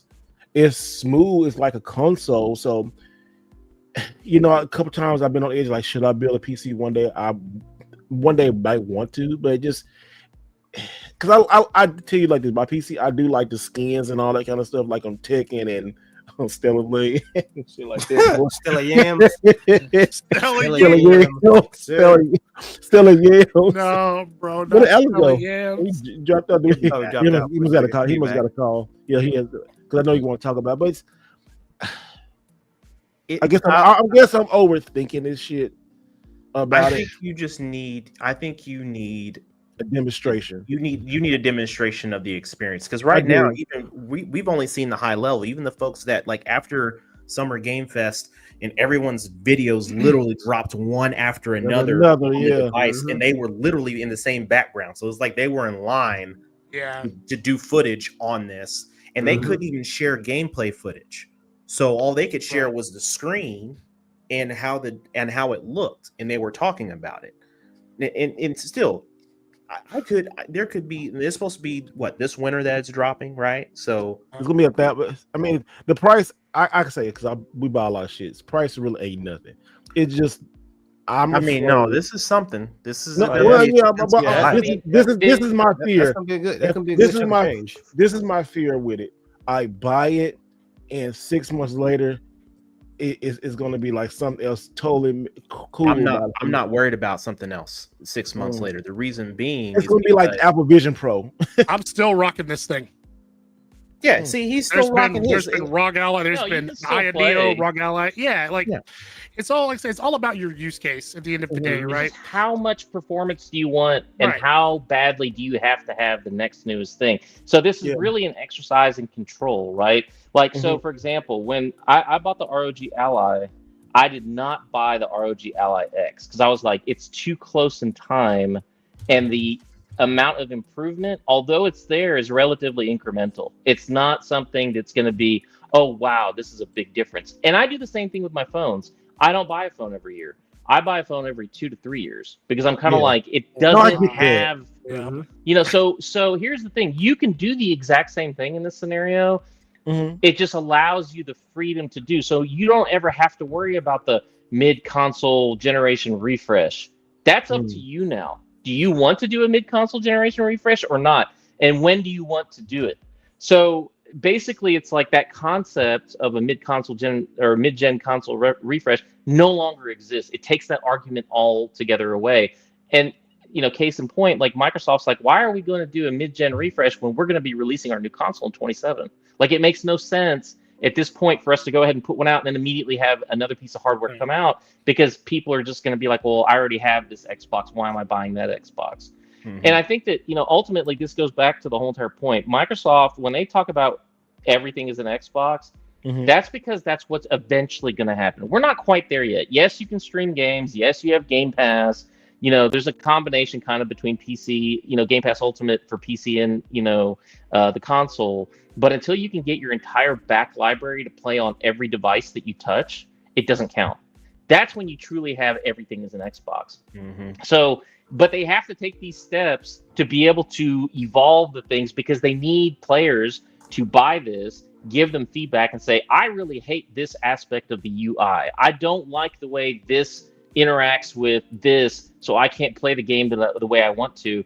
And so, you know, to some extent, it's sort of like when you bought the iPhone when it first came out versus the iPhone 16. There's been thousands of changes, probably hundreds of thousands of changes if you look at the code, from where they started to where they ended up. And so Microsoft, because they're abandoning, they've disembarked, they've abandoned the traditional console market, they have to forge forward in a new thing. And for them to be able to become a potential leader in the space, they have to take the risk up front. Now, they're a multi-trillion-dollar company. For them, this is child's play. They will go through and they will learn and they will do the iterative processes and stuff like that. They're going to lean heavily on being a multi-platform company. They're going to forge forward with a PC type of environment that they have some kind of control over without being, I think, overly burdensome. And that's where all this like handheld, you know, gaming PCs are coming from. I'll be honest, I have 2 laptops that are multi-K. Like, I mean, I've got a RTX 5090 laptop that's like pushing 11K. My other work laptop is like, you know, 5K. And then if I told you what my desktop, you know, PC workstation is, I mean, it's got a Threadripper 5995. God damn, a in Threadripper? It. Yeah. So I mean, so my point is, I can't lug that thing with me anywhere. And do I really want to take a 5 or 11K laptop with me? Sure as shit, I don't. Because if I take one of these and I lose it, I'm not worried about it. If it gets stolen, I'm out money. I'm pissed, but at the same time, I'm not worried about it. I start losing some hardware like that, I'm going to be pretty fucking pissed, because that's real money. And I'm not saying that this stuff isn't real money, but somehow you can kind of deal with it. Like if somebody stole your PS5, yes, it would suck, but it's not the end of the world, right? Yeah. But if somebody stole your PS5, your receiver, your TV, yeah, you're going to be pissed as fuck, because they took multi thousands of dollars out of your pocket. So it's like at the end of the day, these devices are the sweet spot of performance, you know, hopefully battery life, especially if it's docked. Because see, that's the other thing too. Let's say that you're like, you know, I can afford this, but I can't afford like a big laptop or something like that. Well, the ROG series actually allows you to buy a external graphics card. Yep, and you I can was seeing a connect lot that. about that. And I'll tell you what, when they showed Horizon, what What was the last Horizon game? Horizon Forbidden West. Forbidden West. Yeah, they had Horizon Forbidden West running off of an ROG Ally with an RTX 4090 connected to a TV, rock solid frame rate, played better than a PS5, looked better than a PS5. That and point, I was kind of like, my computer though. That's kind of no, but I mean that's true. But I'm saying you have options now, sure, right? And so it's like if you don't want to buy that, RTX 4090, you don't have to. But it's there if you want. So you may, because you might be at Best Buy and there's an open box and it's like $1,000. It's like, well, is that graphics card worth $1,000 when I pair it with my ROG Ally? Now I don't have to worry about getting a laptop. Plus, if I wanted to, I can hook up a mouse, keyboard. Go ahead and download like an Office suite on there if I wanted to, and I could use it for productivity as long as it's connected to a monitor. You don't want to use the screen for that, but I mean, so. That flexibility and kind of like, hey, I'm doing some hands-on stuff to kind of get into all that stuff. You have that. The other thing is too, if and a lot of these folks, they've got Switch emulators, which I don't condone that. I'm not pro that. I'm just saying there are segments within society who take advantage. Say that very carefully. No. I'm being because it's true. So I don't do any of that stuff personally, but. It's like I've seen people who've done it. It's like look at my ROG Ally X, and I'm running a Switch emulator on it, and I'm like, that's. I mean, the best versions of Zelda have traditionally been played on PC.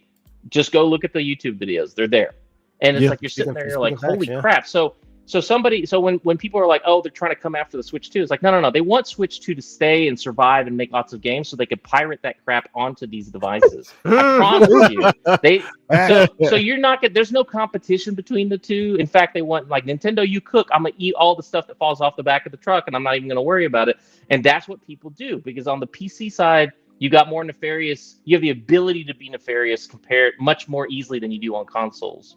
Facts.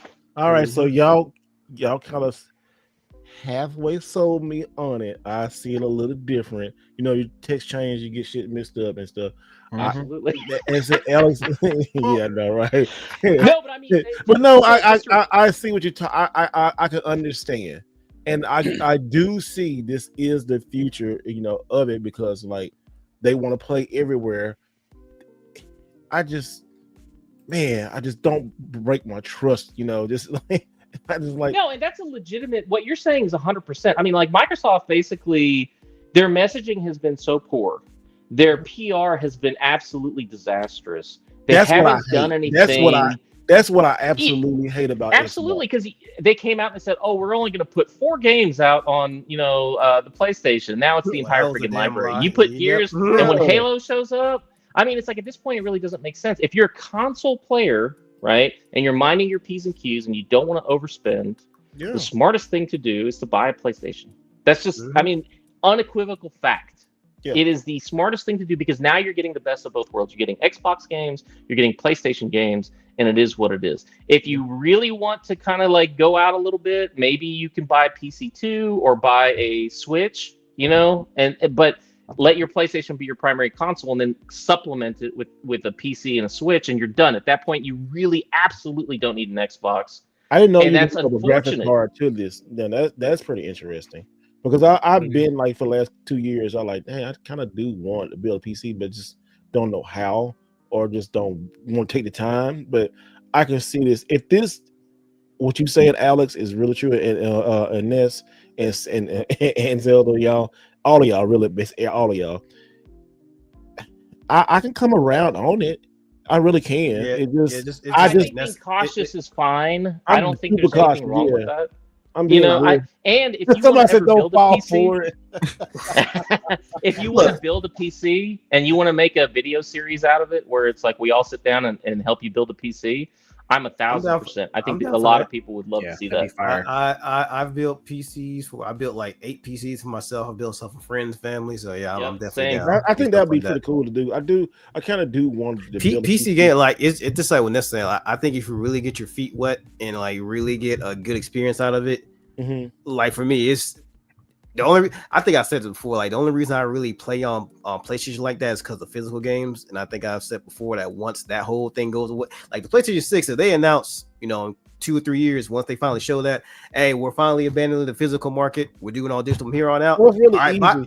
It's like, all right, bye, bitch. I'm going to PC and Switch from there on out because y'all right now, y'all PlayStation got rid 6 of is not going to have discs. They'll have an external optional disc drive. They So will y'all also be in the chat. Let me ask the chat. So the chat, like, y'all would like me. Y'all would actually see me like try to. Y'all would like to look at something like that. Like, if the guys help me try to build a PC one day, if I did that, because I wouldn't know what the fuck they're doing. But I mean, y'all would actually like people actually like it's that. easy. It's really easy. It is quite easy. Okay. Mhm. Yeah, You know, I mean, it's sort of like if you've never done it before, it can be kind of overwhelming. But if you keep it simple and you understand what each part does and how each part interconnects onto your motherboard and your power supply, and you're not trying to go and like do an ultra complicated build with like, you know, water piping and like all this other stuff, you'll be able to put it together a reasonable one. You know, maybe what we could do is we can build one and then give it away. I don't know about that shit. Damn. I'm about to say, No, we gotta have a little bit more cake. I'm about to say, at that point, the PC got to be right. The PC got to be so excited, podcast branded with all like the different logos, everything should bang and bang. Yeah, Saturn will draw everything. She'll draw the whole PC board and all that stuff. Like, what's Saturn? She haven't jumped into this. Dude, check this out. They've got PC cases where they got an LCD screen that's built into the, you know, like on the glass. Yeah, with the animations and stuff, dude.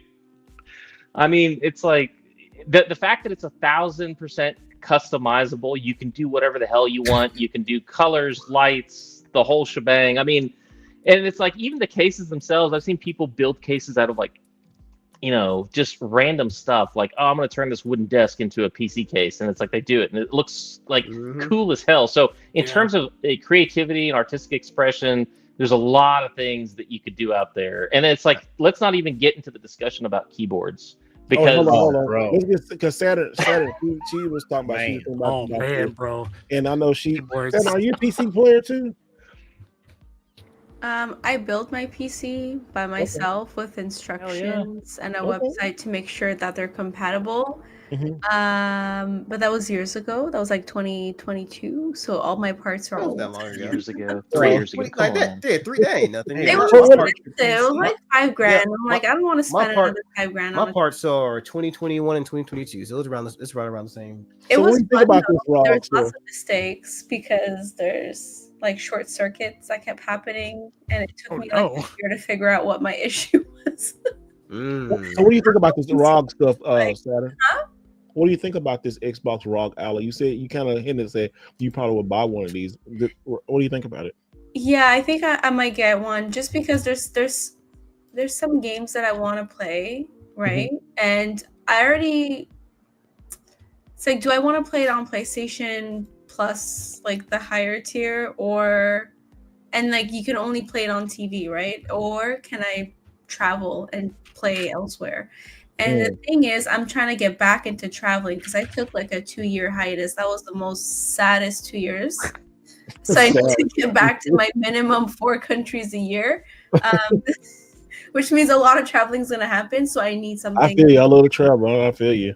I hope I don't miss Japan this year, but I get you. Oh, Japan! I still have to keep pushing that because that's going to be like at least. I'm trying to make Tokyo Game Show. $20,000 just to buy things and ship them to myself. Oh yeah, that. I will say I'm glad we had this conversation over on here because I kind of open up to it now and looking at it. I can see why you guys excited about it. My biggest thing was just fear. It's like these motherfuckers gonna fuck me over. And I think you wait for it to come out and then see what the reviews are like and see if it fits your use case. Yeah, just wait.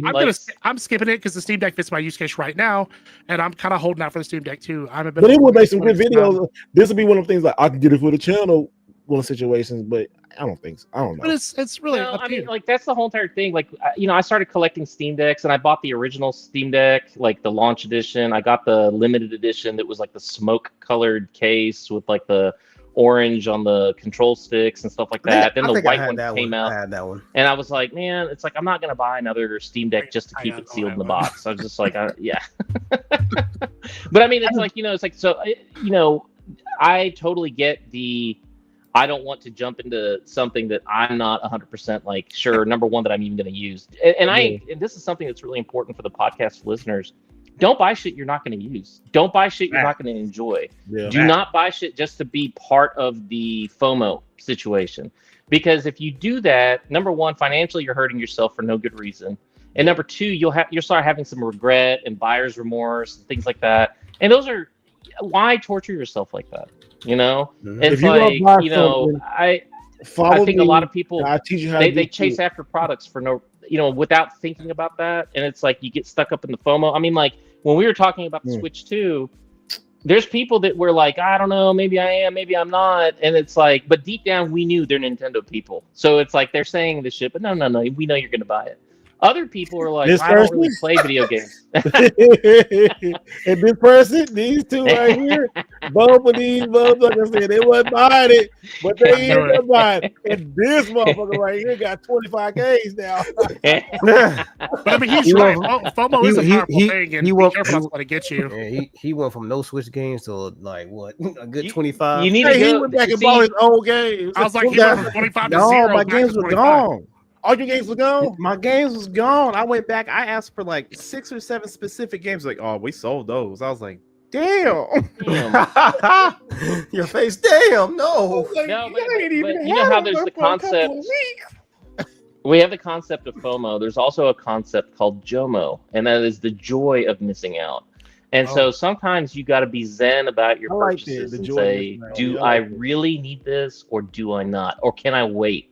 And so, you know, Steve, in your case, because you know you're not invested in the PC universe at all. Wait until you see. You know, let a couple of us kind of decide. Like, Elliot's definitely getting one. I may or may not. Just kind of depends because it's like I like the Xbox branded stuff, and I think for that reason alone, Xbox branded stuff. Come on now. But I mean, it's like, but I'm not like, you know, I'm an Xbox only guy. Never have been. Or for me, you're Xbox first. You're not only your Xbox first.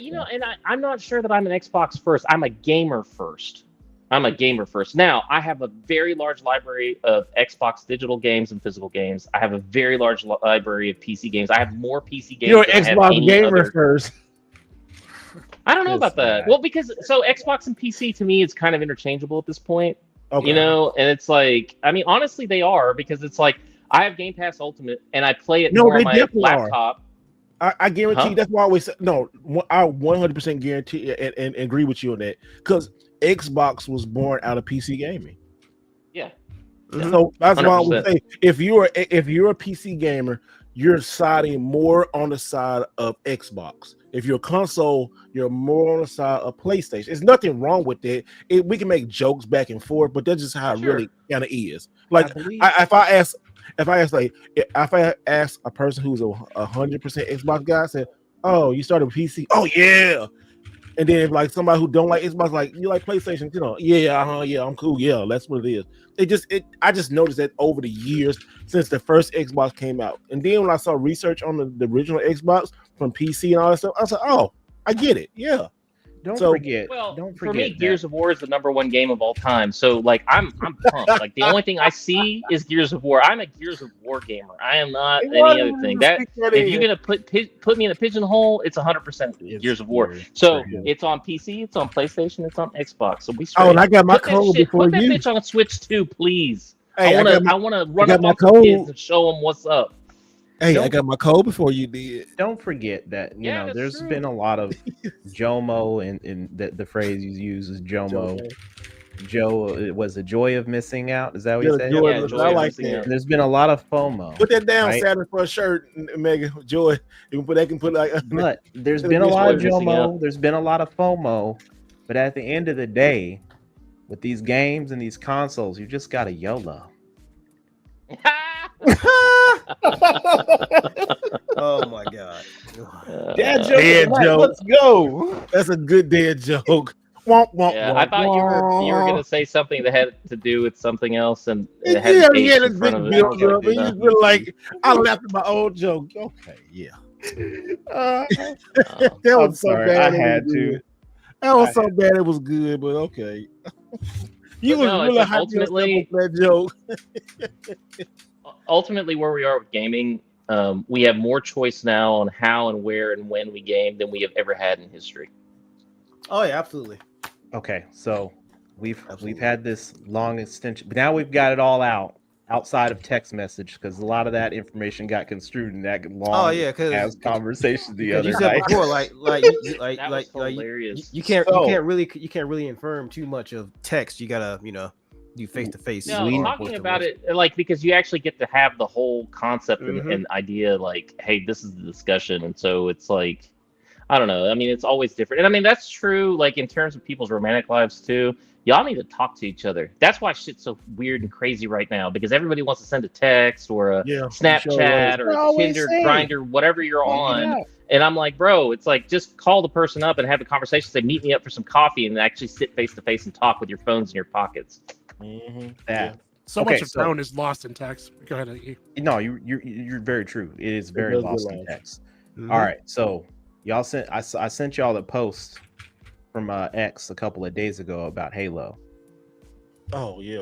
That one. The data mined information saying that it's probably going to PS5. It's a big question mark on whether or not it's going to see Nintendo Switch 2. Do all of it.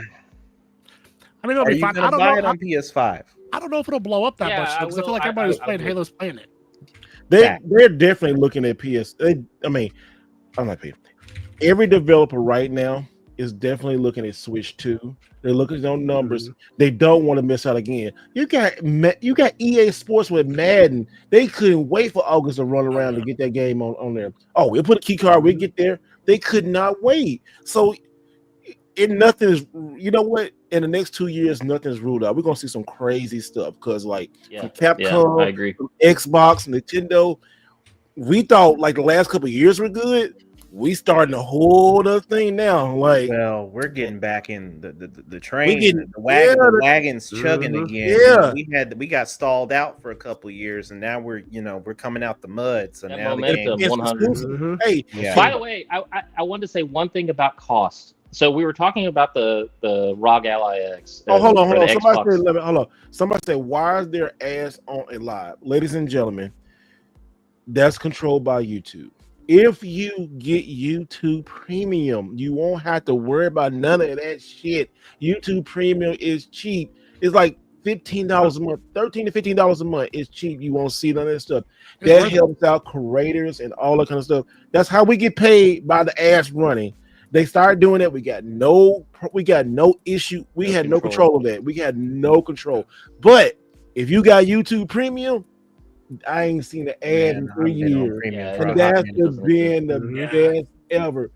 And it helped us get paid more. But I'm telling you, get YouTube Premium and your YouTube experience will be so much better. These jokers roasted me because I was showing them a video on YouTube. Yeah. Like, why you got ads? Why is there an ad? I got roasted for that. And then I went and bought Premium. I was like, you talking about Firefox Unblock?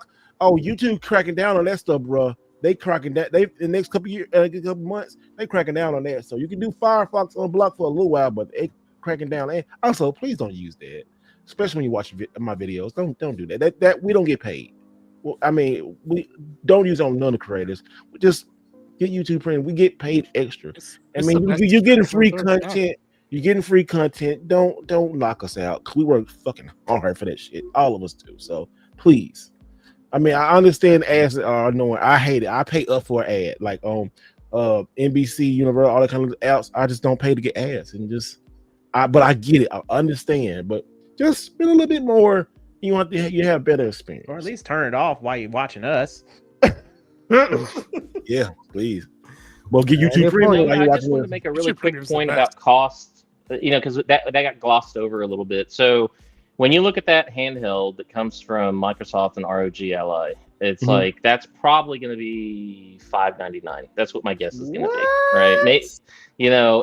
Because Microsoft is probably going to take a hit on it a little bit. Wait a minute. But even if it's not, let's say so look at the original ROG Ally, right? When it launched, it was $749. Okay, so I bought my Switch 2, $499. I bought a 1 terabyte micro SD card for $175. I bought a Pro controller. I bought a card for $175. No, but listen, and then I bought the Switch Pro controller for $80. So now I'm at $750 right out the gate. Thank you. So Pink it's like, you know, it's not like it's like, oh, that this is such a price, you know, difference that you know, that there's going to be like this lower price on this thing that, you know, it ultimately you're going to be spending at least $750 across the board for almost any mobile gaming experience. Now, PlayStation. Hold on, Alex. Plus, Hold on, Alex. Alex be going. Pink Princess City super chat $5. I pay for YouTube Premium. Highly recommend the investment. My autistic self hates ads, and I'm all for using money to make my life easier. What you are doing with these super chats, girl. So guess what's gonna happen? Hey, girl. Shout out to you again, making it rain. But them big buddies the tonight. Big dollars, big buddies, big duckies tonight. Appreciate you, girl. You dig? Yeah.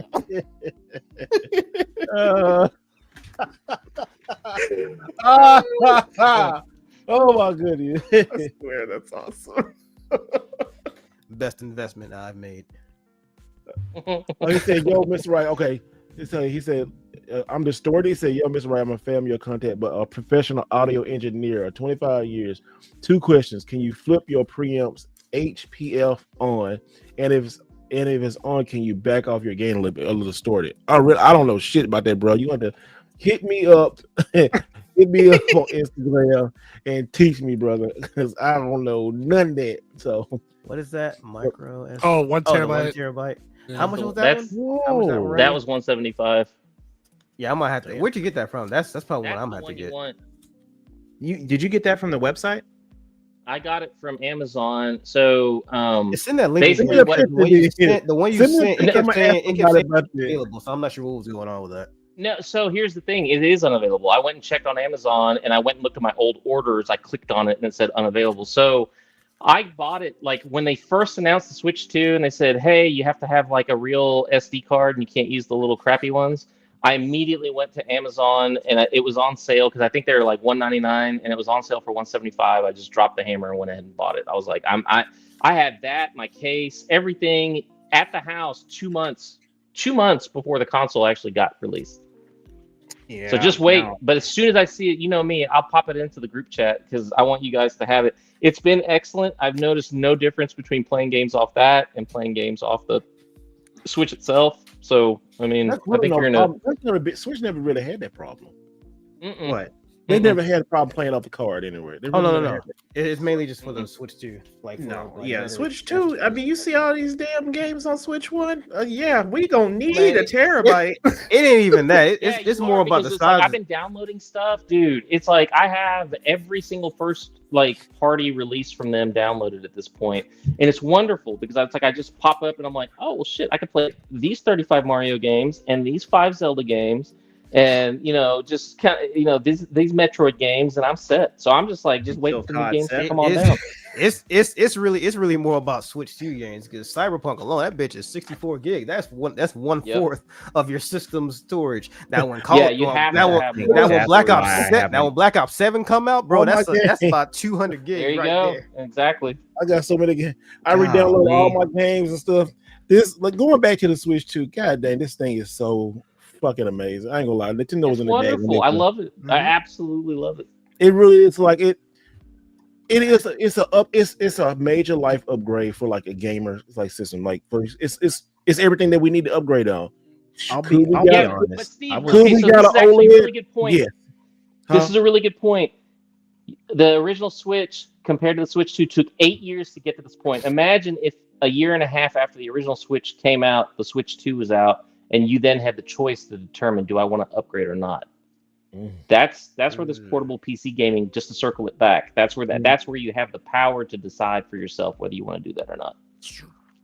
You don't have to wait 8 we years. already ran the Atari giveaway. Somebody already won it, but we got one next week. So make sure. Like I said, next week we got 3 giveaways. We got a Piranha Plant by Neoness. Neoness is giving away a Piranha Plant next week. So we're going to do something about that. I am giving these 2 away. What I want you to do is, if you have a Switch, most of you do, and most of y'all have Mario Kart, take a picture. It can be Mario Kart World or it can be Mario Kart 8. Take us a really creative picture. Just not going on Mario Kart 8. Take a picture. Let this picture be nice. Think about this picture because you'll give away, I'm giving you a Switch game and then some. And also, too, we're giving away a controller. So I might give something else too. So some cyber poop. I call this a cyber skunk 2077. I call it cyberpunk because we got punked back in there. I was like, man, hell no. It's made try. It's way better now, but yeah. Oh yeah, it's definitely game of the generation. Somebody says Switch 2 is buns and overpriced. Just get a Steam Deck. You know how many people I've been seeing saying that's like, man, It's all about your use case, man. Do you? Yeah, I know, right? Yeah. Hey, do you, man? I got a Steam Deck also, and I ain't played my Steam Deck in months. But this thing I've been on, even though yes, it's brand new, it's a honeymoon stage. This thing is still good. Oh, Steam Deck is still great. Also, if Steam Deck 2 come out, definitely get it. Wait until they when Animal Crossing 2 comes out, or Metroid Prime 4, or the next Zelda game, or just like you know what I'm saying? It's like Nintendo's so good about oh, we're not going to tell you about anything, and then 3 months later it's like, hey, this game's going to be out in 2 weeks, and you're like, the fuck? It's like, when did you start developing this shit? It's always that one Nintendo exclusive. So. I gotta let me see. I gotta download this. Also, y'all. Next week was June 21st and 22nd. I think that's next weekend. Yeah, next weekend. Yeah. I will be in California again. I will be at the Fire. I will be at the Fire and Ice Expo. So that's right. You're gonna be at Fire and Ice. Yeah, I'll be at Fire and Ice. Heard that before. I'll be at. So I'm gonna try to hit the Nintendo store down now. I need to go ahead and try to rent a car real quick. Goodness gracious! But yeah, let me pull this up real quick. And this is everybody's going to be there. Right here, we got a lot of people. I heard of that event. You said Fire and Ice Expo. Yep, it'll be at the Fire and Ice Expo if you're in the Sacramento Is this a Game of Thrones thing?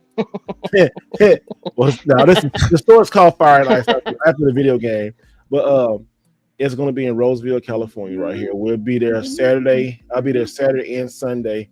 So meeting people. Wow. I don't know if I'm gonna be buying. I gonna say that I am gonna be buying some games, but we're gonna all be there. It's gonna be really good. They're gonna have a Mario Kart tournament. The Art of Nintendo Power. You'll see people like me there. You'll see like John Riggs, see Mellow Jesus will be there. Some more people is going to be there. Wow, David Crane is going to be there. David Crane was one of the original Atari developers. Yeah, he founded Activision. Actually, him and a couple of other Atari programmers founded Activision. Yeah, he's gonna be there too. So it's gonna be pretty dope, y'all. Just make sure you see me out there. If you know people in that area. I've been to California twice this year. Dang, bro. Twice this month. Within 2 weeks, yeah. Within 2 weeks, yeah. Mm-hmm. He said, "What day I'm gonna be in Sacktown?" I will probably be in the day before, probably. I don't know. But I'm gonna rent a car, so I'm gonna definitely have to go see how the Goodwills. I did do a video for Los Angeles Goodwills, so that'll be coming out next week. But definitely, yeah, y'all, it's gonna be fun and stuff. I can't wait to be there.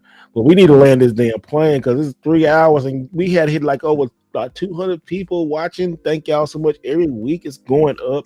You guys are like freaking like amazing. That's going up fast too. It's like, man, every single week, man, they always show up, man. So yeah. It's been so good. So yeah, and I learned something tonight about about this ROG. So don't worry, man. We definitely gonna get you part of Master Race soon. I give you about a year. I give you about a year. You might be right. You might be right. Y'all have really like just. I will definitely teach you the ways of modding, brother. Trust me, I got you covered on that. All right. So Megan, how can everybody find you, bro? You can catch me on the good old streets of YouTube. I almost said Twitch, Twitter, X, Instagram. That's where I mainly be. Again, shout out to you people for checking us out every single week. Greatly appreciate all the love and hospitality you guys give us every single week. And dropped the video a couple of days ago, so I really worked pretty good on that. I got another video coming out for you guys fairly soon since I dropped that Switch video. So I give myself another 5-6 days. I had that video out for you. So again, appreciate you guys for everything you do. Truly. Sweet. Zelda, where can they find you, brother? You can find me on Instagram, YouTube, and Twitch at Zelda Hat Guy. I dropped a video tonight, and I'll try to drop videos more often. It's just work keeps me busy. So when I get some time is when I try to do YouTube stuff. So I appreciate the love on the channel tonight. But she ready, y'all. Look, she's ready this time. She was ready. We almost got her. She was ready this time. I had a feeling. It You I know. know she turned it on like.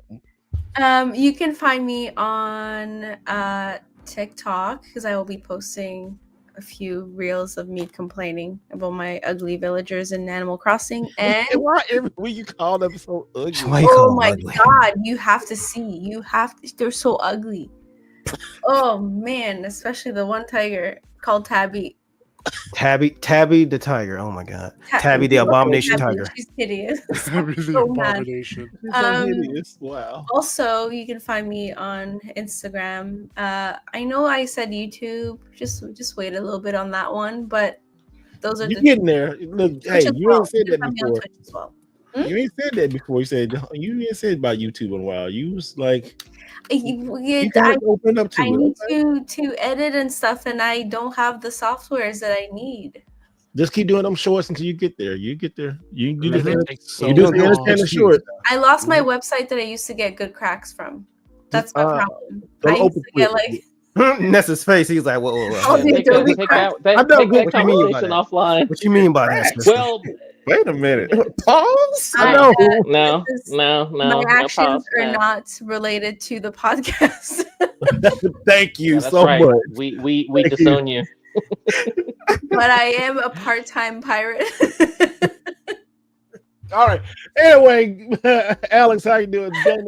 I'm doing great. We're gonna leave the little peg leg pirate alone. Yeah. You can find me on Twitter /X, whatever you want to call it. It is a shitstorm constantly over there. If you enjoy, being pelted by, feces and flames, that's the place to come and find me. It's that's where I like to stomp around. Oh God! All right. Yes. You can find your boy Neo Ness on YouTube. You can find me _Neo_Ness on Instagram. You can find me at Neo_Ness Gamer on X. And be on the lookout next week for the long-awaited return of Tiberius and myself for it. The video I've been working on for a hot minute. So this one's going to be a good one. And then we're going to go, after this one, it's going to be Neo Geo. And then after that, we're going to go modern. We're going to go modern for a little bit. So stay tuned for that. Awesome.